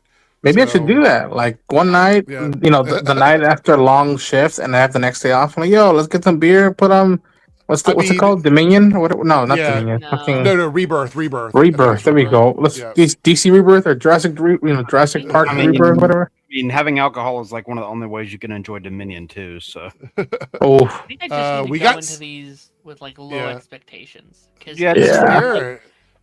think of it like time that they're gonna get good, and they disappoint me. Just think of it like a Transformers movie. So, Darren, we got some details about the scrap Firelord Zuko film. Did you see this?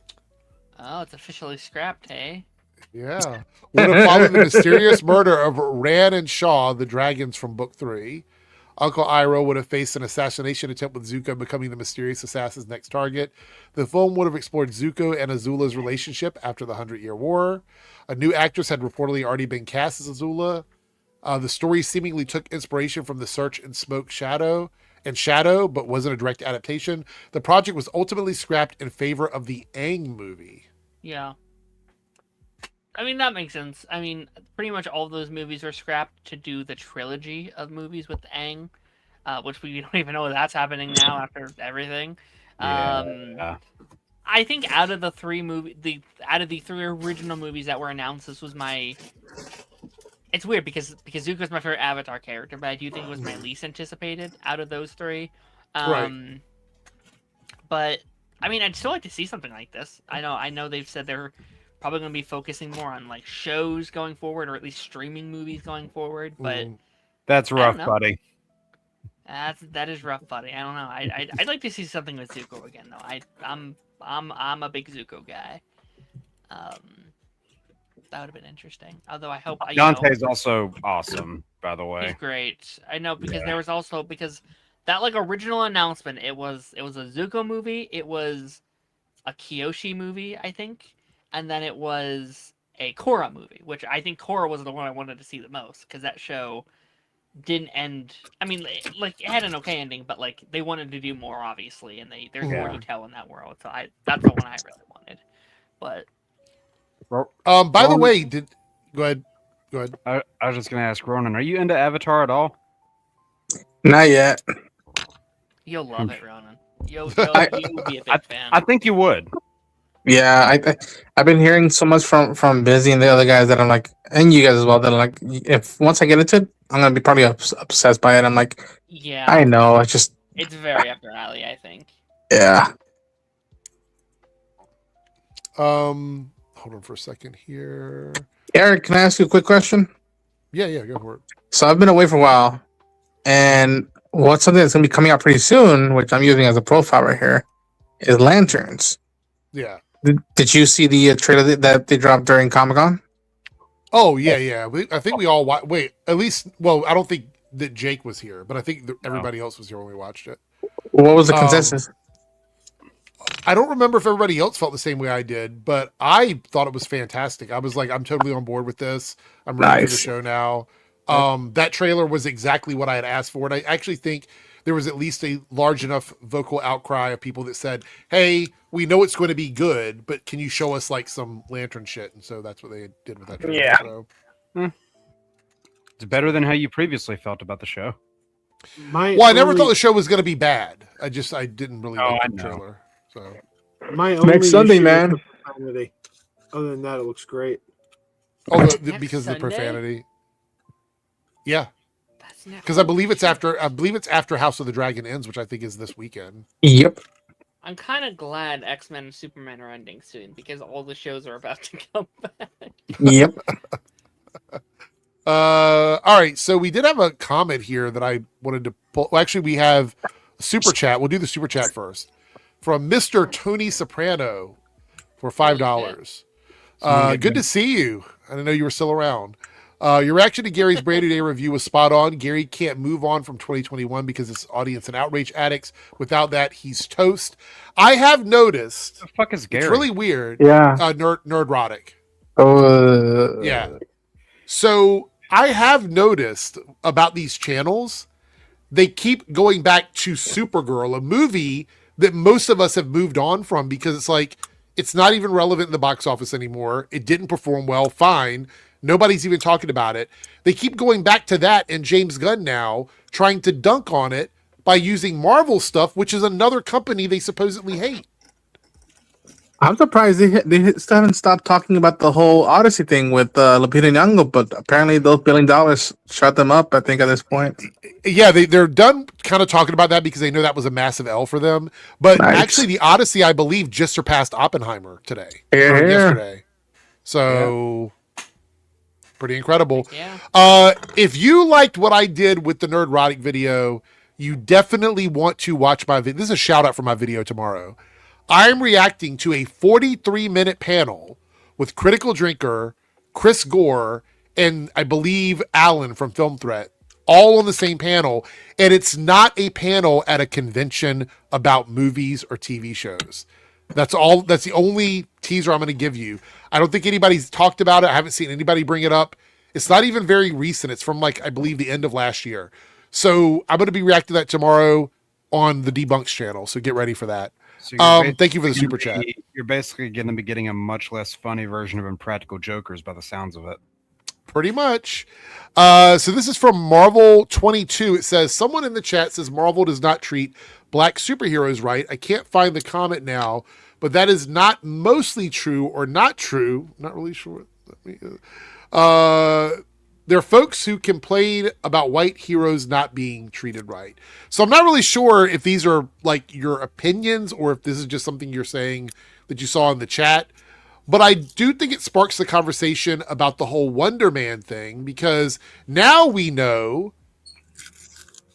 and thank you for the comment, that Kevin Feige didn't cancel WonderMan. Nope. That it was a business decision above him. Oh, yeah, I figured it was more from Disney than Marvel because there's no way Marvel would deny how critically appraised the show got.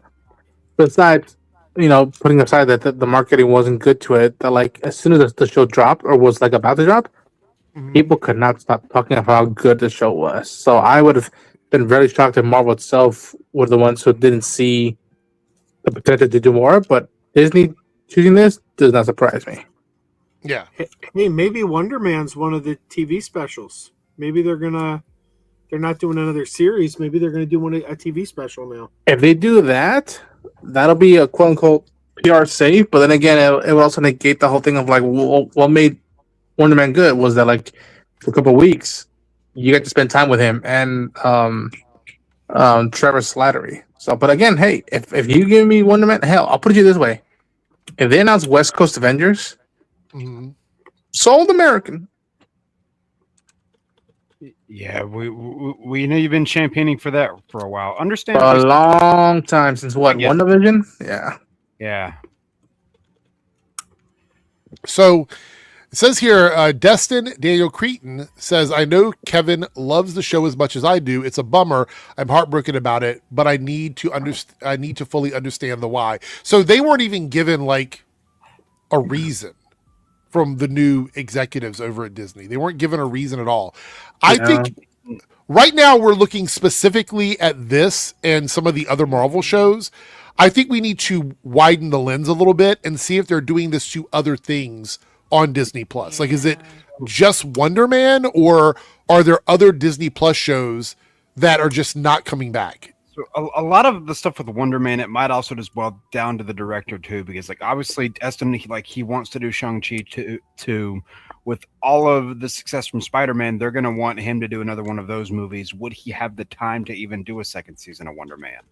I don't think it's that though, because like he said he didn't even really know about it. You know, like it wasn't Feige, it wasn't him. It seems like it goes higher than that. Like yeah, like, and again, I tell you who were shocked by this, like Dana or one of the other executives up there. So. Yeah, like I tell people like this bummed me out, but this is also from the same studio who instantly, in a very reactionary way, fired James Gunn and Jimmy Kimmel, and then they're like, oh, never mind. So like it's from the same studio who tends to have a tendency of this. So it's a bummer that they put it this way. And have you guys seen the showrunners video that you put up on TikTok? I did, yeah. It was so heartbreaking. I felt so bad for him because I love the show. I did a little digging. You guys aren't gonna like this. Oh no, they're gonna like this. So was it Uncle Bob? I wanted to widen the net on Disney Plus cancellations going into 2027, right? Because I wanted to make sure we weren't focusing in on this and going, well, this feels racist because it's another POC character in Marvel that has been like either treated poorly or their show or series or movie or whatever has been canceled. But it looks like Marvel or Disney has also canceled a lot of shows on Disney Plus. We know this one, which is obviously POC led.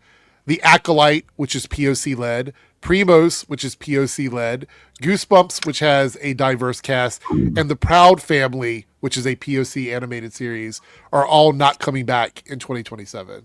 Andor is another one. Yeah, true. Andor is not coming back. I think that was built into it. Yeah, like that one had its end, I think. But it's just weird because a lot of those, like I looked up the list and I compared it side by side. Obviously, like Wizards Beyond Waverly Place, it's finished its multi-season. That's not part of it.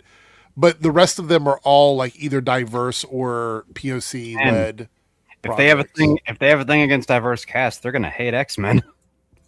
I was gonna say like it's if they're not doing this out of malice or pure racist actions, then their PR team needs to get like a double check of like, yo, this does not look good. It keeps happening multiple times. Like, again, I had my issues with the show as a whole, but I did like a lot of part of it. But like, I doubt She-Hulk will come back, and I want to see more of Jennifer Walters. The problem with She-Hulk is I think they have the numbers showing that it wasn't financially easy for them to do. That's the only thing that show really has going against it. It was way too expensive to do those things every episode, and that was 8 of them.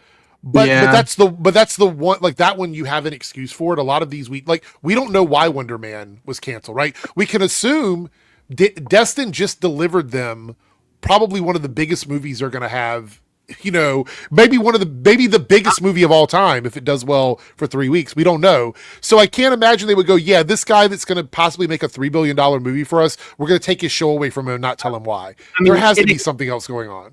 It increased 150 million in its second weekend. That's insane. Yeah. There was, I'm trying to find it, and I can't find it now. But there was like a thing that either came out today or yesterday that was like Disney Plus is going to like triple the amount of original content they put out every year, which makes sense if you look at like every new announcement. There's like 20 new like IP based shows from like books and old cartoons. They just gave an update on like a new Gargoyle show. I don't know if you saw that. Oh my god, that was my shit as a kid. Same. What's this? Something called a Spaceship Earth TV show based on the Epcot attraction, getting like a Disney Plus show. I heard about that. Yeah, like a lot of this stuff, and so it's like I think it maybe be the higher ups looking at Marvel and being like, maybe like Spider-Man doing so well is what made them make this choice of like. It's Pixar syndrome.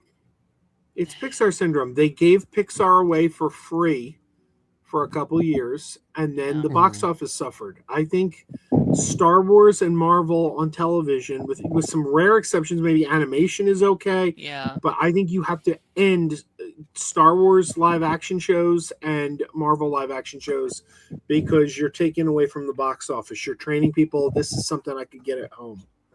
I think we might go back to Marvel stuff on TV, but not until the box office starts recovering for them. And even then, it might be. Look, well, it might be specials, like one-off thing. Like if you put off a one-off special, that doesn't really pull too far from like box office money. But if you can go see The Falcon and the Winter Soldier for like 8 episodes on TV, why are you going to go to the movie theater and watch those characters again? You know what I mean? It's a tough road, man, because there's some stuff that did work on TV. Like, I don't think we would have had such a time invested with these characters if we just gave them a movie where it was like in WandaVision or Loki. Like, those were the talk of the week for weeks going on. And like, you look at Star Wars, and a lot of people aren't into it, but like, you can't deny that there was a lot of talk of it was Andor. Like, if that was just a movie, instead of the 2 seasons I got to spend time with him, like that would have really been a thing. So like, it can work, but it's all about how you balance out the timing and how much you put out. Because if you're putting so much consistently on both streaming and the theater, people are not going to see the difference, and they're going to be very picky on like what time how much money and the timing they choose to spend time with your universe. I think strategically for them, and we've kind of seen this with like them being sort of apprehensive to put movies out in 2027. I think they have determined what the problem is. We just don't know what that determination was. Like, I think behind the scenes, they have figured out this is what we have to cut, this is what we have to focus on, and this is what's working for us. And I actually think Spider-Man and Doomsday is going to solidify if they were right or wrong. Right? I mean, so Doomsday has older, like the Thor is back. We have Steve Rogers back. We have Robert Downey Jr. back. If these things pull in money, which it probably will, just be clear here, they're going to take that nod and go, we fucked up, even though they're ignoring that COVID was probably a big part of what caused those projects not to perform well. I mean, I feel like Spider-Man is kind of exempt from that because like he was going to make money no matter what. Yeah. And like he's just so profitable. I disagree. He's so profitable as a character outside of Marvel. Like no, I'm saying like there's other characters in the movie with him is what I'm saying. Like they're looking at like Punisher. Obviously, people didn't go to the movie as a Punisher movie, but Punisher didn't make people not go to the movie, right? Hulk was there. We had people talking about it. Obviously, the Jean Grey buzz told them everything they need to know about the X-Men. These are things that I think were products of Spider-Man Brand New Day. Gene. Right, no, like that's not what I'm saying. It's just like I don't think that it was ever a worry or like any like I didn't think there ever needed to be any formulas done or any like they didn't need to do any math to determine all right, well Spider-Man needs to do this. Well, like Spider-Man was always going to do well, I feel. Yeah, but I mean like I understand what you're saying, but that wasn't the point that I was making. I'm saying like they tried things in Spider-Man that I think they wanted to see if the audience liked it or didn't like it. Joe, are you fading over there? A little bit. You gonna head out, or you gonna hang out with us for a bit? I probably should. I'm fading fast over here. Okay, I don't want you to have like a moment on camera where it's like, is Joe alive? Like, what's going on? Yeah, you don't want me to turn into Robert Meyer Burnett. Right. Well, he did fall asleep on cam. That's true. I think he fell asleep on cam and was asleep for like 8 hours or something. No. Yeah. It was during one of his late streams. I need to watch this. I don't know if it's still up. You could probably. I'm pretty sure somebody re-uploaded it somewhere. Anyway, shout out to Joe, Crazy Joe Adventures, Crazy Joe Concession Stands. Do you have anything to promo before you step out? Nothing in particular. Video. My last video from the Muppets Take the Mahoning 4 is up on the channel.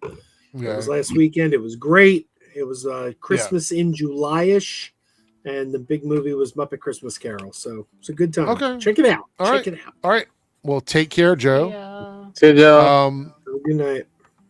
So, but jumping back to what I was saying about Spider-Man is I think they were trying some things to see if people were interested, right? So the Jean Grey thing, which we were confused why they were keeping it a secret. We know why now. It makes sense. And I think the fact that that was something that a lot of people didn't understand means that they were looking at something in Spider-Man to figure out creatively where they're going to go next. Like that's what I meant when I was saying Spider-Man. Like you're right, Spider-Man was always going to make money. Like that, I don't think there was any doubt Spider-Man was going to make money. So for me, that's all I was thinking about was like, oh, okay, well maybe they were thinking of those things. The same thing with Doomsday. I think Doomsday always makes money, but I think that they have to actually see if the decisions they made with certain characters works, right? So like Steve Rogers coming back, clearly they're putting a lot of eggs in that basket with Steve because, like you said, Darren, he's been in the marketing. We know a lot of people are talking about him. Robert Downey Jr. is Doom. We know that's a big deal because he's been on stage with Kevin Feige like 3 or 4 times now. So these are things that they're testing out. But I think financially, both movies were safe always. I think Spider-Man was always safe. I think Doomsday has always been safe. Well, we'll see. I think after Spider-Man's success, there's no way Doomsday doesn't perform well. Especially if you look at the early tracking numbers for it already.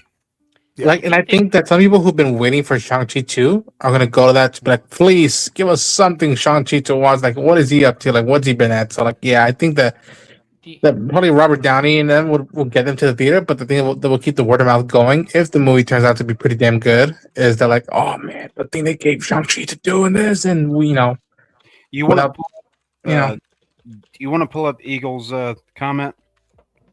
Eagle Eye? Which this one right here? Yeah, that made like $760 million on like a 220 budget. It made money.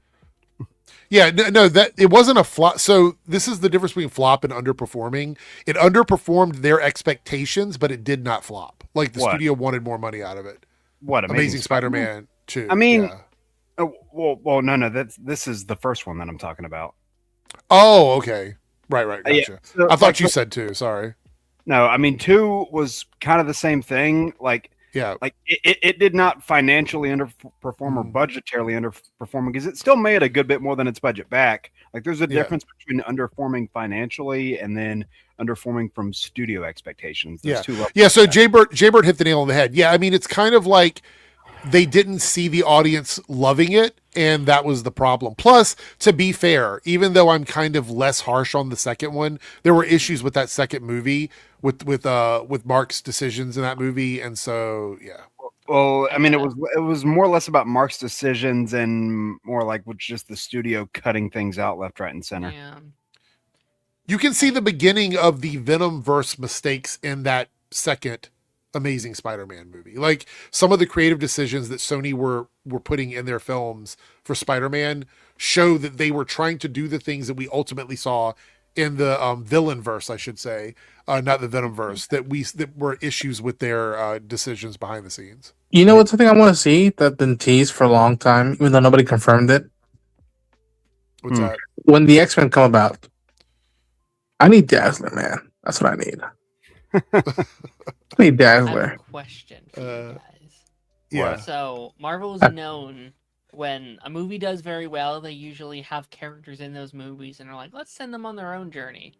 Do you think after the success of Spider-Man, they might give Punisher another shot? Dude, I think we would see a special. I don't know about a movie though. Dude, I was in Hall H, and when John Bernthal came out, I for me and Adam, me and my friend Adam, we're both like, are they gonna give him his own movie? Oh my gosh, they're gonna do it? And it was like, no, we're just gonna show you a clip from Brandon Day. Like, all right, cool. But like, I would not be surprised, but I also would not be surprised if John kept them in the corner, and be like, unless the script is damn good, and as long as you're not, and it better be damn hard. Because he was heavily involved with the special. I mean, he had a lot to do with that special. So yes, but like, think about it. Like, this could potentially be a $300 million movie, right? There's a lot of people who didn't know who Punisher was previously, who now does, and you can make that for dirt cheap. Right? But here's the problem, though. It's the Spider-Man audience. Like, you'd have to make it a PG-13 movie because that money doesn't translate from PG-13 to rated R. Like, you'd have to make it a PG-13 movie. On some extent, but also if you make it cheap, Deadpool. it doesn't need the entire audience. Yeah. You know what I mean? Like, you could make it for like a $50 million budget. I know Joe just jumped out of here, but my only issue with that is if you have people under the age of 18 that loved him in Spider-Man, they're going to be really annoyed if they can't go see his movie. So Well, that's the thing my that only issue. I think like Deadpool was the exception. Like it would work. I knew it would work, and it made that money. And now they're bringing back Sean Levy, and the biggest question outside of which version of Ghost Rider they're going to play is the movie going to be rated R? Yeah. And I remember when Doctor Strange and the Multiverse of Madness was announced, people were like, "It's going to be a horror movie." Like, yes, we're getting a rated R movie. It's like, nope, we're not. It's like, Hey, okay, Well, that the smaller the budget, the higher probability they can do a rated R movie. right, though, I think. right. that movie also rides the edge of rated R. Too. True. Yeah.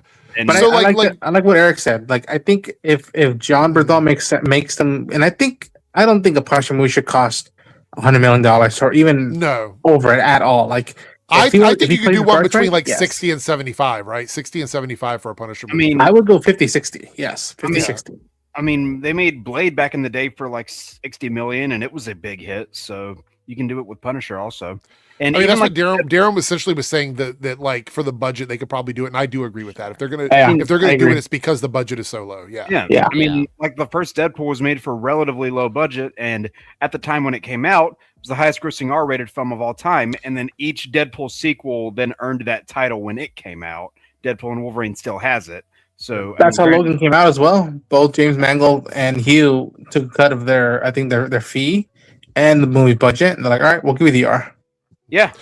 So a couple things here. There is a comment directed towards Darren, but I think it's a straw man. When Kevin says that I understand why every character should get a solo movie or TV show, Darren, can you explain?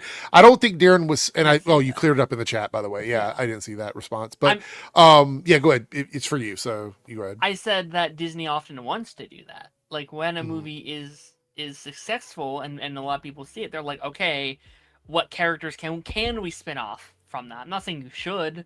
We could get a separate Jean Grey movie. movie. We could get a separate Jean Grey movie if they wanted to do it. You know how much people wanted that coming off of the success of No Way Home? People wanted those things for Toby and Andrew, but no one did that. They left the money on the table. Yeah. Well, yeah, the problem with that was because that's the financial stuff. That's the Sony side. They were the ones that didn't want to do it. Like they were so. Look, I honestly believe had they not been putting out their dog shit villainverse movies, they probably would have taken a risk on a Spider-Man, like a Andrew or Toby Spider-Man movie. Yeah, the problem is they were trying to build up that stupid villainverse that nobody was responding to. No. And the only reason why like the second Venom movie even got as much buzz as it did is because people thought it was going to have more ties to No Way Home than it ended up having. And then no. Right. Fair enough. Fantasy. Couple things here. We got a super chat from Cody. It's about the Disney stuff we were discussing. The drama that has come out of the Wizards Beyond is wild. I was looking this up. Actually, I looked it up when I first saw this. Yeah, so Selena Gomez? apparently, Yeah. apparently. Okay, let me scroll back up here. This is crazy. So there was an exclusion of the original cast. That fans were upset that Justin Russo was the only original cast member returning. Jake Austin, Max Russo, publicly revealed he wasn't invited back initially, leaving fans heartbroken over the missing Russo brother dynamic. While Selena Gomez returned for guest appearances and executive produced the show, fan favorites like Jennifer Stone and Greg Sulkin were largely absent until very late cameos. There was behind the scenes stuff. Executive producer David Henry, the creative force driving the reshoot, with online fan discourse, particularly across Reddit and TikTok, frequently criticized him for making the revival all about him. There were also rumors, I guess, regarding that he was MAGA He is. because he didn't want to go on the original cast podcast. No, he's like fully confirmed MAGA. Is it? Okay. He's full fledged. Yeah. Okay. He was on Fox News a couple months ago. Okay. All right. There we go. All right. You know who bummed me out that I found out was Ham from Toy Story. That bummed me out. Oh, John really? Ratzenberger? Yeah. AKA the Flea in Bug's Life or Mac from Cars or every other damn Pixar role. Yeah. We have one more topic that Darren submitted, I believe, in the private chat. So we'll look at that. Back But then the back rooms. Before we do that, though, I'm going to read the super chat and we're going to check this out. But I also want to know what people thought about the Aang movie, because we haven't really talked about that. So I just want to kind of get thoughts of people that saw it. If you didn't watch it, it's fine. I just want to get a quick opinion from everybody. Lone Wolf with the $5 super chat said, Discord DM a short about the Cyclops casting. Like to hear the panel thoughts about Greg's take. Also, back to Indy earlier, she said she was. Yeah, there is a rumor about her wanting to play Mystique. I don't know if that's been confirmed or not. No. I mean, She wants to. That's all that's been said. Like she wants to. I saw that interview clip of her saying Mystique would be cool. In terms of the Cyclops casting, I'm not familiar with this dude's work. Yeah.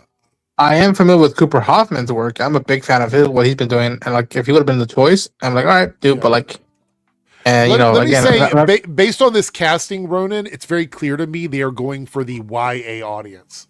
Yeah, which makes sense, but I'm also being like, please be careful with that, because I don't want this to feel like Maze Runners or Divergent. They really, really want, with this casting, with Sadie, with Samara, it does feel like they're trying to tap into the young adult audience heavily for this X-Men group. That's weird. I could see Sadie as Jean and Samara as Emma. Like, I can too, 100%. I see them like those characters. It's just, and then it with all the rumors of who's being cast, and like they cast Rogue, they cast this. Like, well, wait a minute. If they're casting the characters this young, then that means they're probably going to go for the original 5. Yeah, I have no or issue something with. Close to that. Yeah, close to that probably. But if you're also casting the likes of Rogue or Storm, then this feels more like in the vein of giant-sized X-Men. Yep, Yes. without Wolverine, hopefully. Right, yeah, exactly. That's what I would do. Yeah. Staggervore, the executive producer of the Wizards David Henry show. Justin, for those who only know the character name. Yeah. He's a very bad man. Well, there's a possibility that Emma is not a villain out the gate. There's a possibility that she is there as a mysterious character that we're not sure if she's good or evil. They could definitely do something like that with Emma. Emma Frost is the main villain of the first X-Men movie, that would be a bold move, and I'd be like, you know what? It's not the usual suspects. It's not Magneto or Apocalypse or Phoenix. I'm like, you know what? I welcome the notion thus far. Yeah, but if you're gonna do like Emma Frost, maybe like show some existence or acknowledgement of the Hellfire Club too. Mm-hmm. I would like that, but I honestly feel like this.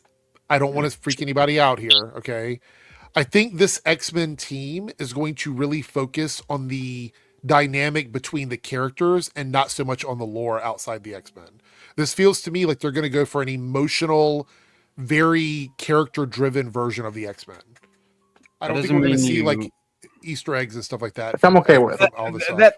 That doesn't mean you can't do that, because I mean, Brand New Day was character-driven for Spider-Man, and there was still plenty of world building. No, I mean, like, we're expecting so many things to be done in this first movie. I don't think we're going to see all this. They're going to do small. I don't think the Hellfire Club is even talked about in the first movie. Only because we're introducing the only way I would believe the Hellfire Club is going to be introduced is if they cast another member of the court. If it's Sebastian, just Emma, if it's just Emma, I don't think we're going to hear any mention of that, to be honest. But we'll see. Hey, sounds Greg. boring. I don't think it's boring. So it really depends on what you're looking for. I personally like character-driven stories because it gives you a lot more. It feels more like a TV show where you get a lot of time with the characters.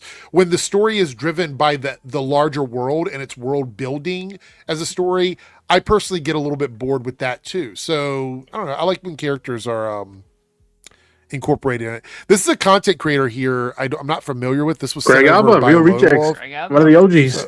Oh, that's where I know him from. Okay, I've probably heard his voice then before. So big Real Rejects fan. Okay, love what they do. So let's see what he has to say here. This is apparently Lone Wolf super chatted for this. So let's see what this short is. Okay. Kit Connors as Cyclops is just way too soft to play him. That's what so many other people online are saying. That's because people are misunderstanding who Cyclops actually is. Scott Summers isn't supposed to be the toughest guy in the X-Men. He becomes their leader because he never stops caring about the people he's responsible for. The dude's disciplined, compassionate, emotionally restrained. He's spent his entire life forcing himself to stay in control. That's honestly what Kit Connors already does really well. I've seen all of Heartstopper. He's incredible in that, by the way, as the leader of the rugby team. Anyway, whether it's Heartstopper or his work in Warfare even, he's incredibly good at making you feel everything his character. I just said that's what this movie is going to be about, emotions and connections between people. And I, based on the castings, I stand by that. Is trying not to say. There's always something happening underneath the surface. That's such a huge part of Scott Summers, and it's something you have to convey with a freaking visor over you. Do I understand the skepticism? I actually do. If you've only seen Heartstopper, I get why it's hard to picture him giving orders to Wolverine in the middle of a battle. That's also why I don't think Marvel cast him to play the finished version of Cyclops. Okay, that's what I was gonna say. Like this is the beginning of the X-Men. Yes. So like we're not talking about the X-Men 97 team that's been around for a decade or 2 decades or whatever. This is the beginning of the X-Men. It's probably going to feel very evolution centered, where they're younger and they form into the team. Mm-hmm. Hypothetically, he should kind of be a loser movie 1 for like most of it, where he doesn't know who he is, how to use his powers, where he is in the world, what are the X-Men. Like he should be like that should be the arc of the movie, is him finding his own strength and finding who he is and finding who he wants to be. So yeah, it's weird being like he's weak. It's like, yeah, it kind of should be. I don't know. Like, all right, let's finish. Casting a 22-year-old Scott Summers, a person who's going to grow, a guy who's compassionate enough to earn people's trusts and who will eventually be hardened into the legend by the leading X-Men. Marvel doesn't need Kit Connor to be Wolverine. They need us to believe that one day a Wolverine would follow him. Plus, I think he looks pretty good to Sadie Sink, you know? Okay. All right. Well, I haven't seen Heartstopper, but if Greg vouches for him, then I'm okay with it. Again, the only reason why I was championing Cooper was because I love what he did in Licorice Pizza, The Long Walk, But I'm like, you know what? Bring it on. I don't think like he's like the perfect kind of actor I want. I'm really liking the vibe of where they're getting these actresses and actors because they're established actors. They've been in hits. But they're not like, Dwayne Johnson level of actor. They're not like these massive, very much like where Marvel was kind of built on. These actors that had a history, but like Kit Connor and Sadie Sink can form these characters around their career. Kit Connor will now forever be Scott Summers for the rest of his career, hopefully. And I think Sadie Sink, even though like Stranger Things was that popular, she was never like the lead of any I guess season 4, but like in general, like she can be Jean Grey for the rest of her career and not Max, which I think I always say, man, like they need to go about it with the Kevin Conroy approach that they did back in the 90s. Like, be willing to look at an actor not many people have heard of, but who has the right instinct for the role. Right. Like, and also, can I make one request for the first X-Men movie? Yeah. Please let us spend time in the Danger Room. Like, that's one thing that I've just been like, yo, we get Cerebro, I get it, but like, spend time in the Danger Room and spend time with them training. That way, you know why a lot of us, even though we've grown up with more Avengers movies in the modern times, like, I still think the X-Men would kick the Avengers' ass just because they have stuff like the Danger Room to train on. Like, I really hope they emphasize that. And you get to see more of their dynamics as a team and not just a person carrying them. Because, listen, like, there are a handful of movies that are good, but not a lot of those movies showed their team dynamics well at all. Yeah. Right. Yeah. Cody here with a $5 super chat says Rogue could be a villain because people forgot that Rogue was originally a villain before joining the X-Men and was with the Brotherhood. Yep. That is also true. Back in Uncanny Avengers. Yep. She looked very, very different when she was a villain too. But you know what? X-Men 97 at the end of season 1, they kind of showed her in that Uncanny Avengers look. Yes. Yeah. I will say this: Rogue. If you go through Rogue's story, like the beginning of Rogue into the Rogue that we know now, she's got one of the coolest like villain stories because, because she starts out as a villain. She's got the issue with like, her mother and the family, the stuff with the mother. I don't want to spoil too much with that, but even though it's an old story, I don't want to give it away. Yeah, but she does that with the Brotherhood. So. Also, the stuff with Carol too. Keep that in mind. Right, but that's what I was saying. Like when she gets to the point where the whole thing with Captain Marvel and what happens to Carol, what Rogue does makes both Carol and Rogue more interesting times 1,000. Like both of those Yes. characters become way like the Captain Marvel post Rogue interaction and Rogue post Captain Marvel interaction are the best versions of those characters. So I know the odds of it happening are almost zero, but man, if somehow they found a way to get Anna Paquin into one of these movies, I would love to see that scene come to life. I know the odds of it happening are next to none, but man, I would be so happy. If Samara Weaving is actually cast as Emma Frost, and what if it's like, all right, Emma Frost has her own school of mutants, and there's this tug of war between her and Charles's school, and how maybe Rogue at one point goes and like is a follower of Emma Frost, but then finds out like no, there's more to it, and the X-Men take her in and be like, you can come join us. Like, we'll teach you how to manage this stuff way better than Emma Frost potentially grooming them for the Hellfire Club. Oh, if Emma's treatment of the Stepford sisters is any indication, then we know she's not the best teacher. Yeah. Dr. Midnight says, I imagine the complainers will have nothing else to complain about the X-Men movies, only complain about how Professor X is not a creepy old man like he was in the early X-Men issues with Jean Grey. There was a lot of creepy comments made about Jean Grey back when she first appeared in the X-Men. Yeah. And even after this movie, I've already seen people being stupid online and fucking shipping her with Peter Parker. I'm like, you guys need to calm the hell down. So Jean Grey will be the audience POV character. So we originally had Shadowcat back in the day, Sprite, Kitty Pryde as a POV character, and then we had Jubilee as a POV character later on. And then you had Sunspot when you got to X-Men 97. Yeah, so I think Jean Grey being the POV character in the MCU makes sense, right? I understand they would be doing that. Yeah. Which is why when that movie ends, I didn't need to hear the X-Men chime. I didn't need to, see another character. All I needed to see was her on a bus going upstate. I'm like, that's all I need. That's all. I could make the implications there by myself. Yeah, I didn't need to see a big house. No. So a couple things. We are running into the 2 hour and 10-minute mark, which is a lot later than I expected it to be. So we're going to do the super chats. We're going to watch these trailers that Cameron submitted, but I don't think we're going to have time to do our list tonight because I can't keep these guys until 2:00 in the morning. So we have to wrap it up. I would have loved to have done it, but we've just had so much to discuss tonight. So we didn't get around to it, but Tuesday will be the official viewer appreciation night where we will do all of these things, including the list we were going to do tonight, just so you guys know. So news drops until then. So I don't want to be down or done, but I gotta go. I gotta get back to editing. No. You're totally cool. Thank you for coming in and hanging out with us. Whether you were leaving or not, I had already made the executive decision. We just don't have time to do our list, so it's fine. I miss you guys. I miss hanging out with y'all. So yeah, I was like, I gotta do this. Good to have you here, Ronan. So have a good night. Good seeing you, boys. Take care of yourselves. See you, buddy. So Tuesday, even if news drops, I'm starting the stream at 10:00 on Tuesday. Okay. Wait, is anybody else streaming at 10 on Tuesdays? I don't want to overlap anybody's stream. Okay, all right. So I will start the stream at 10 to cover any news if there's big news. If there is no big news, we will start at 11 and we'll just do our viewer appreciation thing. So barring a trailer or a massive casting or something like that, we will see how it goes on Tuesday. Cameron here with the Charlie Super Chat says 2 trailers to watch. We'll watch those trailers in just a moment, Cameron. Thank you for the $2. $2 Super Chat from Lone Wolf says, seen fan cast Michael Johnston as Iceman, yay or nay? I don't know Michael Johnston. It's a dude from Obsession. Oh, okay. Yeah. I mean, how old is he though?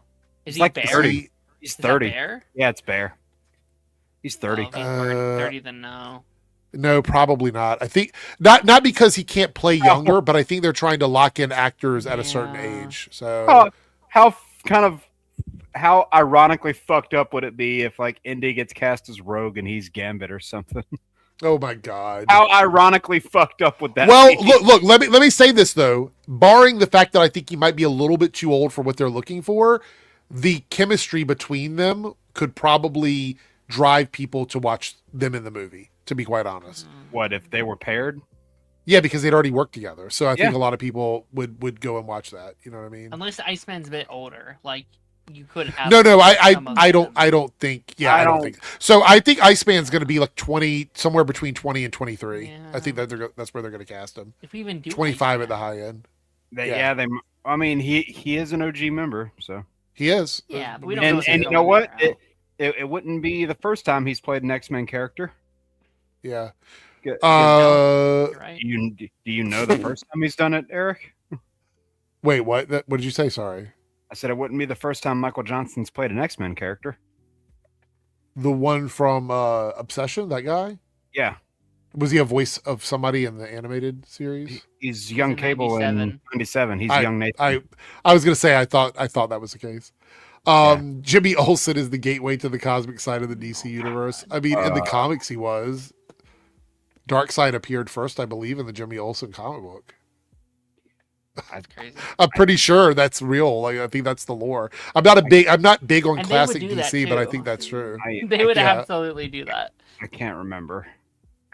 Well, Darkseid's going to be a Mr. Miracle. We know that. Yeah. So we'll probably see Darkseid animated before we see him live action. Maestro here says Iceman should be played by someone really. I think he will be. I think if they're going to bring Iceman in and Angel, they're going to be in their like late, like 19, 20, 21, somewhere around there. If I had to guess. It's fine. And if I you think do somebody. It's fine if you do somebody like Beast is a little bit older. That's fine. Yeah. I think 25 is the cap on the OG X-Men or any of the X-Men other than the ones that they don't expect to be new. Like having an older Wolverine makes sense because he's not that young anyway, right? So that He's does always- make sense. I think, And the other characters age up to Wolverine, right? So they catch up Yeah. to him physiologically. So like, I think Xavier, obviously, Magneto, obviously. I'd say Mystique can be older. yeah. Storm could be. Maybe. I don't.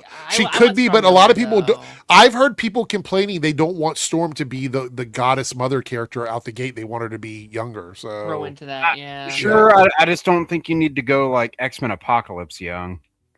how old was she in that movie? She's a teen. Oh, Yeah, that's like right. her She 20. was. She was. Yeah, so. 20 years old. Yeah, 20. I 21, actually 22. think. I personally think that all of the core X-Men characters will be under the age of 30, Yeah, except for maybe Wolverine.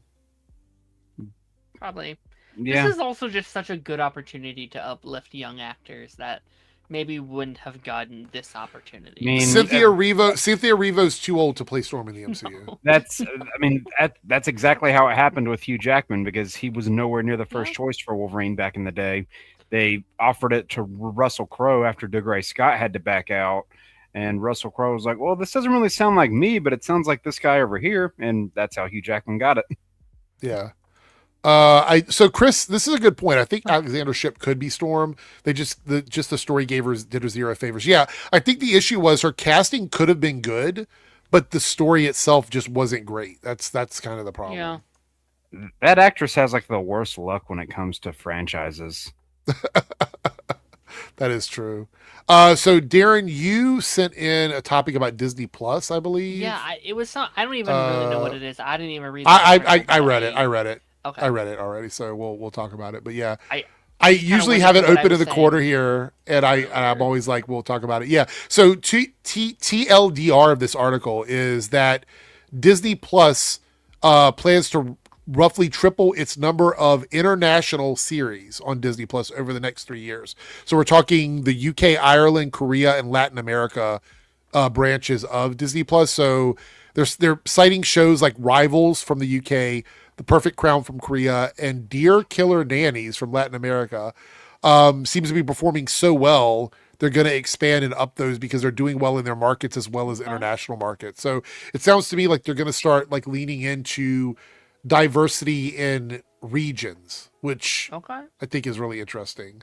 But that does leave I think this might we might have the answer to the mystery right here. This might be why so many of the original productions that are happening here in the USA and Hollywood are getting cut because they're going to start branching into international properties and bringing those over into the Disney Plus catalog. Because believe it or not, Disney still believes in like not overlapping stuff. Like that's why they don't release a lot of things over top of each other. It's their system is different from Netflix. Netflix will just dump like 20 things on at the same time. Netflix doesn't do that. They like to have things in some sort of exclusive bubble. So You know who I think might actually be a good Storm? who? So I feel bad. I can't remember the actress name. I think it's Anna, but actually, no, it's not Anna. Whoever's playing Annabeth and Percy Jackson, I think might actually be a good Storm. I can't remember her name, but I don't know. When I see her and Percy Jackson, I'm like, I see shades of Storm here, and I think it could work. I can't remember the actress's name off the top of my head, but I think she could work. Yeah, Alexandria Daddario. Oh, that's the one from the movies. You're talking about Leah Sava Jeffries. Who's the one Oh, from that's the- not right. I was like, wait, that's not her. That's somebody else. That's no. a white woman. Yeah, keep Daddario away from the 40-year-old white please. woman. So, Darren, did you have any thoughts on the news about the Disney Plus expanding? Do you think there's anything in that, or I just kind of wanted to add it to like the like WonderMan combo where we were talking about like. Seems so? like they're So, do pushing you for a agree lot with of what I new was saying that shows. that's probably why, because they're just expanding their international production? That, and I think I actually think Joe is kind of on the money with it. With just like, I think they're trying to get Marvel and Star Wars back to pretty much theater exclusives, and then I think that's why we're seeing so many of these new shows being pitched, because they're not doing as much Marvel and Star Wars. They have to go to book IPs and like older shows, like the like Gargoyles and stuff like that. Yeah, I think we're bringing up a lot of those stuff. Let's see. Salam here says Ryan Coogler is helping to cast Storm. I think Jamie Lawson will be cast. That's the other. I think when we looked at some pictures the other day, she was one of the people, because I think it showed her on that list that we were looking at. Jamie Lawson. Do we think she's in Black Panther 3? Storm? Okay, so remember before Spider-Man came out, right? And I said that I didn't like the idea of Jean Grey being introduced as an X-Man in Spider-Man, and therefore I was applying that same train of thought to Black Panther, because I remember Jake I don't think you had an issue with Storm being introduced in Black Panther. No, right? because like that's very different than Jean Grey being introduced in Spider-Man. Okay, yeah, and before Spider-Man, depending on which way Sadie Sink's character went, I didn't think that Marvel would do it because it didn't seem like it worked, right? But now that we know they were able to pair up Jean Grey, Sadie Sink in Spider-Man Brand New Day, I think it makes more sense if they're going to introduce Storm in something other than an X-Men movie to be in Black Panther. Like, it makes more sense now because they have introduced Jean Grey already. But that really just depends if they're going to introduce Storm in Black Panther. We just don't know, right? We're not sure. Because we also have the X-Men movie possibly coming out before Black Panther does. So that's a good point. That's a very good point. If that date holds. That's true. That's true. We got a couple of trailers here that we're going to look at, and then we're going to tap out for the night. One of them is from it's a very short trailer for DC Next Level, which comes out September. And this was shared by Cameron. So let's pop this up on screen. We'll do this. And then we've got a trailer for the Chris Hansen movie, I think is Primetime or whatever it is, with Robert Pattinson. Anyway, here we go. Is this a game? I think it's a...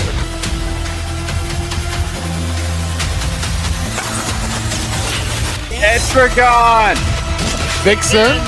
Let's go. A new Batman. Okay. Static. I did hear about that.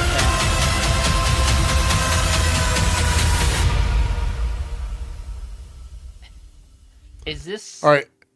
I don't... Comes out September, starts September of this year. So... Do we think this is in response to the boycotts that we were having? Oh, I don't... About what about like DC So White or whatever that was? Like over 1,000 days since a Black-led series. Yeah. Sure. So I don't know if it is, but I think what DC Comics has done that is really interesting to me is the Absolute Universe is crushing it right now. It's one of the biggest things they've done in decades, right? Yeah. And I think what we're seeing is there's an audience out there that is just ready for new versions of these stories. And we're not talking about just a little change. in some cases, we're talking extreme changes in these characters, making them different secret identities, like changing them fundamentally, right? I think DC is going, hey, you know what? It worked with Absolute. I like some of these titles in here. I like the concept they're doing. I'm saying this could be a big thing. This could actually do really well for them, since the Absolute universe has done really well for them. And I wish Marvel would take some risk like this in the Marvel comic side. They were for a while, like in the early 2000s. And they kind of stopped now. They're trying to do brand synergy with the MCU. Which that's what was hurting them in the 2010s. I thought they were learning that. True. Because even like a lot of the games they were coming out with, you could tell that like the rosters were tailor fitted to go along with what was going on in MCU at the time, and that hurt them. Yeah. Here we go. We got the where's it at here? Hold on. We got the primetime trailer. Wait. Oh, Chris, don't bring up Civil War 2. Oh God, that was so bad. Darren was even asking me earlier. He was like, "Didn't people hate the Civil War comic?" I'm like, "They hated the second one. The second one was awful. The first one is like one of my favorite. The first one's one of my favorite Marvel events. Second one is complete shit." Staggervore says, 499 super chat. Thank you, Staggervore. I've seen comments throwing shade at Cynthia Riva for her the idea of her playing Storm. I don't look. Before we started getting castings for the X-Men, I would have been okay with Cynthia Riva playing Storm. I know some people don't like her. I like Cynthia Riva. She's she's kind of an oddball on the red carpet, but I like her, right? The one who played Alpha in those like movies. Yeah. I like her, but I do believe that a lot of people were going, how can this person that played this character play Storm? They're actors. This is their job to do this, right? Yeah. I would have been okay with it. But now that we're seeing the type of castings they're going for, and what I mean is like the age range, I just don't think it's logical to cast Cynthia Erivo as Storm at this point. I think anybody above the age of 30 would have to be incredible at their job for them to even consider casting them in any of the foundational roles of the X-Men, other than Professor X, Magneto, and Wolverine. I think they're the exceptions. Beast. Maybe Beast. Yeah. I think could fit into Beast. That, yeah, because I don't. Oh, I don't think they're gonna do this, but especially don't do what Fox did the second time, where you like jump a number of years with each movie, and then people age like 1 year and 30 years. Like, please don't do something like that again. I agree with that. I assume they won't. But like you start out a character like Beast in those rerun movies, and he's like early 20s. Yeah.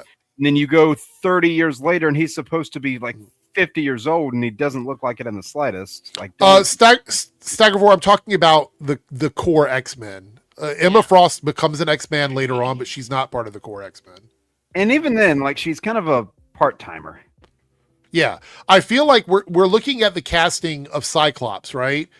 Making Storm older than Cyclops doesn't make sense in my mind unless they're flipping around the ages of the team. Because you got to remember, Storm is in the team after Cyclops, meaning that 20 years after. Much later. So if they're doing Rogue, I feel like if Rogue and some of these other actors are going to be comparable in age to Cyclops, Storm is also going to be in comparable age to Cyclops. Can I give a little bit of a context just in case people are unaware? Yeah. So your 60s group in the original run, I'll just say this. It was Scott, Jean, Beast, Iceman, Angel. Those were your five. Yeah. The 80s, and even though characters like Wolverine already existed like a little bit before that, he didn't become a member until the 80s. So in the 80s, you had Wolverine, Nightcrawler, Colossus, Storm, and I'm forgetting one. Wolverine, Nightcrawler, Colossus, Storm, Kitty Pryde. And then early 90s was when you had Rogue. So like that's kind of the divide for some of those characters. And some of them are a little bit closer in age than others. But like just for a context of when they all join relatively, that's kind of where it goes. I also want to point out that I think they're thinking ahead, right? So you have older actors playing some of those older characters chronologically. I think they want a level playing field of classic X-Men, all new, all different X-Men around the same age so that they can all coexist for the next 15 years in the Marvel don't- Cinematic Universe. Just don't model them after all new, all different. I also No, think no, you no. want like Storm is one of the few X-Men where I'm like, that's her own franchise. Like Yeah. I would not even be Also, shocked if- Storm can play in the Black Panther franchise, which is why I think it's important. I would I say would not Rogue be- is kind of that same thing. Like Rogue could be her own franchise. She's been an Avenger before. Let me tell you- well, like most X-Men Yeah. have, but she could also work very well on her own. I would not be shocked if after Black Panther 3, Ryan Coogler maybe wants to stay at Marvel, but he doesn't want to commit to another Black Panther right away. Mhm. I could see him directing like a Storm movie. Well, but also, I was just thinking, if we want that romance between Storm and T'Challa Jr., Yeah. then she has to also be somewhat in that age range. Yeah. So, Yeah. if that's what I want to do. Well, how old is David Johnson? He's not like in his late 30s, I don't think. He's 30. Oh, 30 on the dot. So she I would think be so. like, she has to be right. So I would say mid 20s to 30 at the highest would be her age. I don't think they're going to go over that. I think 30 is like they're looking at that younger demographic. I think he's going to play younger, though. I think he's probably going to play like 20. I think he will play younger, but remember, I said I think their ceiling is 30. I think that's the ceiling for any of these like Holy. new actors coming in. So Okay, I was very, very wrong. Why?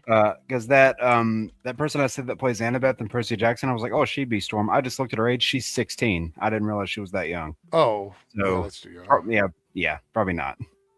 Yeah, so What's the, Cynthia Erivo is almost 40. So I just think that I like Cynthia. Yeah. I think she could play Storm. I don't think she's the right age range for what they're doing in the MCU. I'm trying to think of what the what's that new character that's being brought into the third? He's 31. David Johnson's 31. Hold on. I still think he's going to play slightly younger. I agree with that. Because if he is 31, then how are they going to explain Shuri's relationship to him? Because he was Yeah. a kid, unless they're going to make Shuri look way older. Yeah, apparently he's technically older than Shuri. Yeah. So I don't know. All right. So Lone Wolf here with the $2 super chat says thoughts on Gambit's return in X-Men 97. It was an interesting episode. I know that IGN gave it a really bad score. I think they gave it like a 6 out of 10 or something. Screw IGN. I think it was a 6 out of 10. This is one of my Yeah. favorite episodes this season. It's probably my favorite episode of the season. Yeah, I thought it was weird. They were like, "Oh, it didn't give us what we wanted." I'm like, "What did you want?" IGN also gave like Penguin a 3. So like Out of what? Did it a 10, 10? I think. Wow. I think they that's do what- it for clicks. I think they do Yeah. those scores so people will click on the tweet. I don't think they give a And- shit. And the sad part is it works. Yeah. Yeah. Lone Wolf, maybe their official one. Somebody from IGN gave it a 3 because I remember reading the article. I was like, this person from IGN is giving it a 3. So, all right. So, let's take a look at the trailer for Primetime. Let's see here. What is that? That Hanson movie? Yeah, it's the Hanson one, but this is the actual official trailer, I think. So Jason, it's not that. I'm talking about, okay, so let me put this in perspective. You want an actor to play a role for 15 years. You're casting them to work alongside actors who are like 21 and 22. You don't cast an actor that's 40 that wants to be in the game for 15 years alongside 21 and 22-year-old actors, unless they want to use like aging technology or whatever. It just doesn't work. I'm not saying they have to be the same exact age, but you're not going to cast somebody 40 to play somebody that's 19 when there's 19-year-old actors that can play the role. Yeah, it's not the 80s. You don't see a fully built, buff, like 29, 30-year-old and try to make them a 16-year-old. I love Cynthia Erivo, but I'm pretty sure there's women in their early 20s that can do the job. Yeah. You know what I mean? Like, I'm just being straight up. Like, all right, let's watch the trailer for this. I don't know if I know what is this that Robert Pattinson thing or no? Yeah, I'm not sure how this movie is going to be framed here. Are you sure your parents aren't home? I'm sure. Big night planned. Who are you? He sounds She had so. a seat right there. What was that? What was that? Is that Flash? That looked like David Desmalchian, didn't it? No, this is from Spider-Man. You're right. Spider-Man. Flash, Tony Revolori. Okay. So let me say, I used to watch these Dateline specials back in the day, and this feels, I know it's not going to be, but it feels satirical at the moment. So I don't know if it is or if it's not, but the actual subject matter wasn't funny. So I'm curious to see what they're going to do here. He's up good. I'm Chris Hansen with Dateline NBC, and we're doing a story on adults who try to meet teens online. You see how this looks, right? I don't really like your show, but America loves it. So I need to move you to Catch a Predator, 9 p.m. prime time. Gonna be bigger than Lost. My name is Dan Plum. Do you know what you're auditioning for? So you are playing a 13-year-old? Is there time for a rehearsal? We're gonna shoot the rehearsal. Come in. They're gonna love this. Predator has never earned the recognition of. Oh, this is not going to be good. This is going to make the whole thing look bad. Was that who I thought it was right there? Yes. Jimmy Olsen. Skylar. Yeah. It's Skylar. Yeah. So here's the thing. There are rumors that the behind the scenes for this production weren't up and up a lot of times, and that things they did were not great. I think this movie is going to make the whole thing look bad. Deserves. I want something that matters. No more bottom feeders. I want a whale. Don't you ever just want to bleed them? Maybe what I do is a little worse. This could be our greatest segment yet. We're going to him. We don't do that. They come to us. I don't understand what I'm doing here. What you're doing is more than acting. You're cleansing the world of an ancient evil. Let's catch us a predator. Who gave you permission to do this? Oh my God. You have no plan. I have to put him on television. You're going to be so proud of me. I pause for a second. Fuck the whole like catch a predator thing. The rest of this looks really fucking good. It does. It's just Like the concept of the concept of him playing Chris Hansen in this rabbit hole of like spiraling to get more and more extreme in the predator world is pretty fucking wild. I will be seated for this movie 100% now. I don't want to be a bad person. Your definition of bad and my definition of bad are vastly different.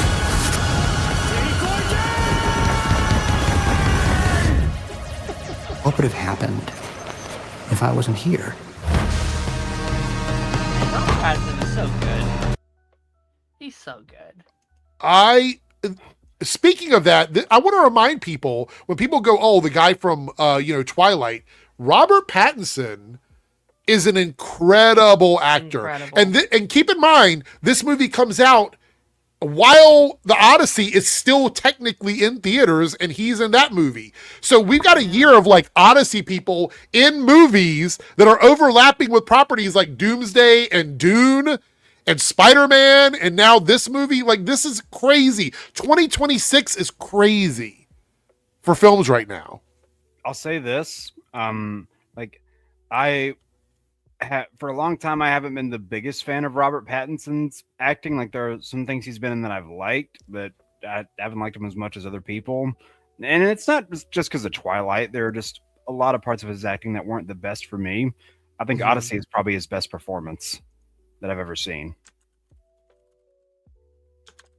And he's not somebody, and granted, I would say this about a lot of that cast. I don't think it's really fair to just tie him to Twilight just because he got popular off of those. He hated those movies. No.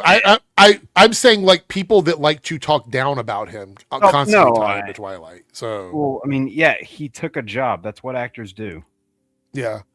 We got one more super chat here, and it's from Staggervore. 199 super chat says, "Have you seen the trailer for Violent Night 2?" I had not seen it. Joe mentioned it earlier, but then he left and I didn't get a chance to watch it. So we will watch that, but then we definitely have to wrap it up after that. We're already like 9 minutes over the normal end time. I'm having a great time, you guys, and thank you for the super chats. It's just we're running late, but anything for you guys. Let's do the trailer. Here we go. This is David Harbour, I think. Have you seen Violent the first Night one? 2? Yes. Yeah. Yes. Okay. So let's see what they do in this one. Here we go. By the way, if you're watching this on playback, this is going to get claimed because even if the trailer doesn't get claimed, there's a music. Whoops, I'll pause that. That looks really good too, honestly. That was fun. I really enjoyed Yeah. that Hear what first I movie. hear what I said when he Okay. brought the hammer out. Kristen Bell. Thank you. You Hear what said I, that 3 times. Shane. I couldn't hear you. Sorry.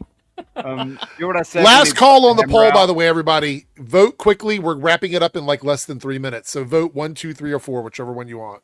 Did you hear what I said when he brought out that giant hammer?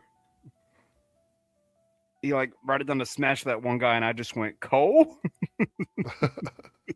Looks fun. That'll be a fun Christmas time movie. What comes out like December 4th? So Yeah. that'll be fun. I don't know, man. Doomsday might have competition now. Oh yeah, for sure.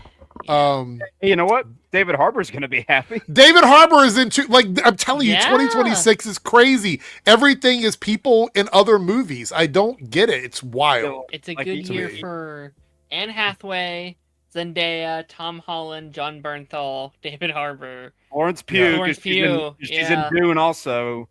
Yeah, Who else is in Dune that's in Avengers? Anybody? maybe Zendaya.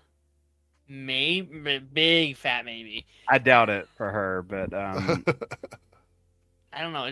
Isn't Dave Bautista in Dune?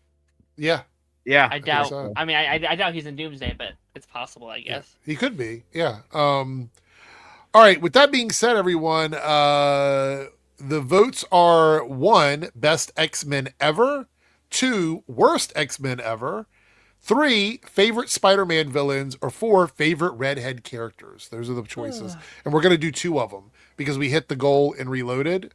And so we'll do 2. Anyway, while we wait for that, let's go ahead and do our promos for everybody. So we'll do counterclockwise. So Jake, you're up first. What do you got going on this week on your channel?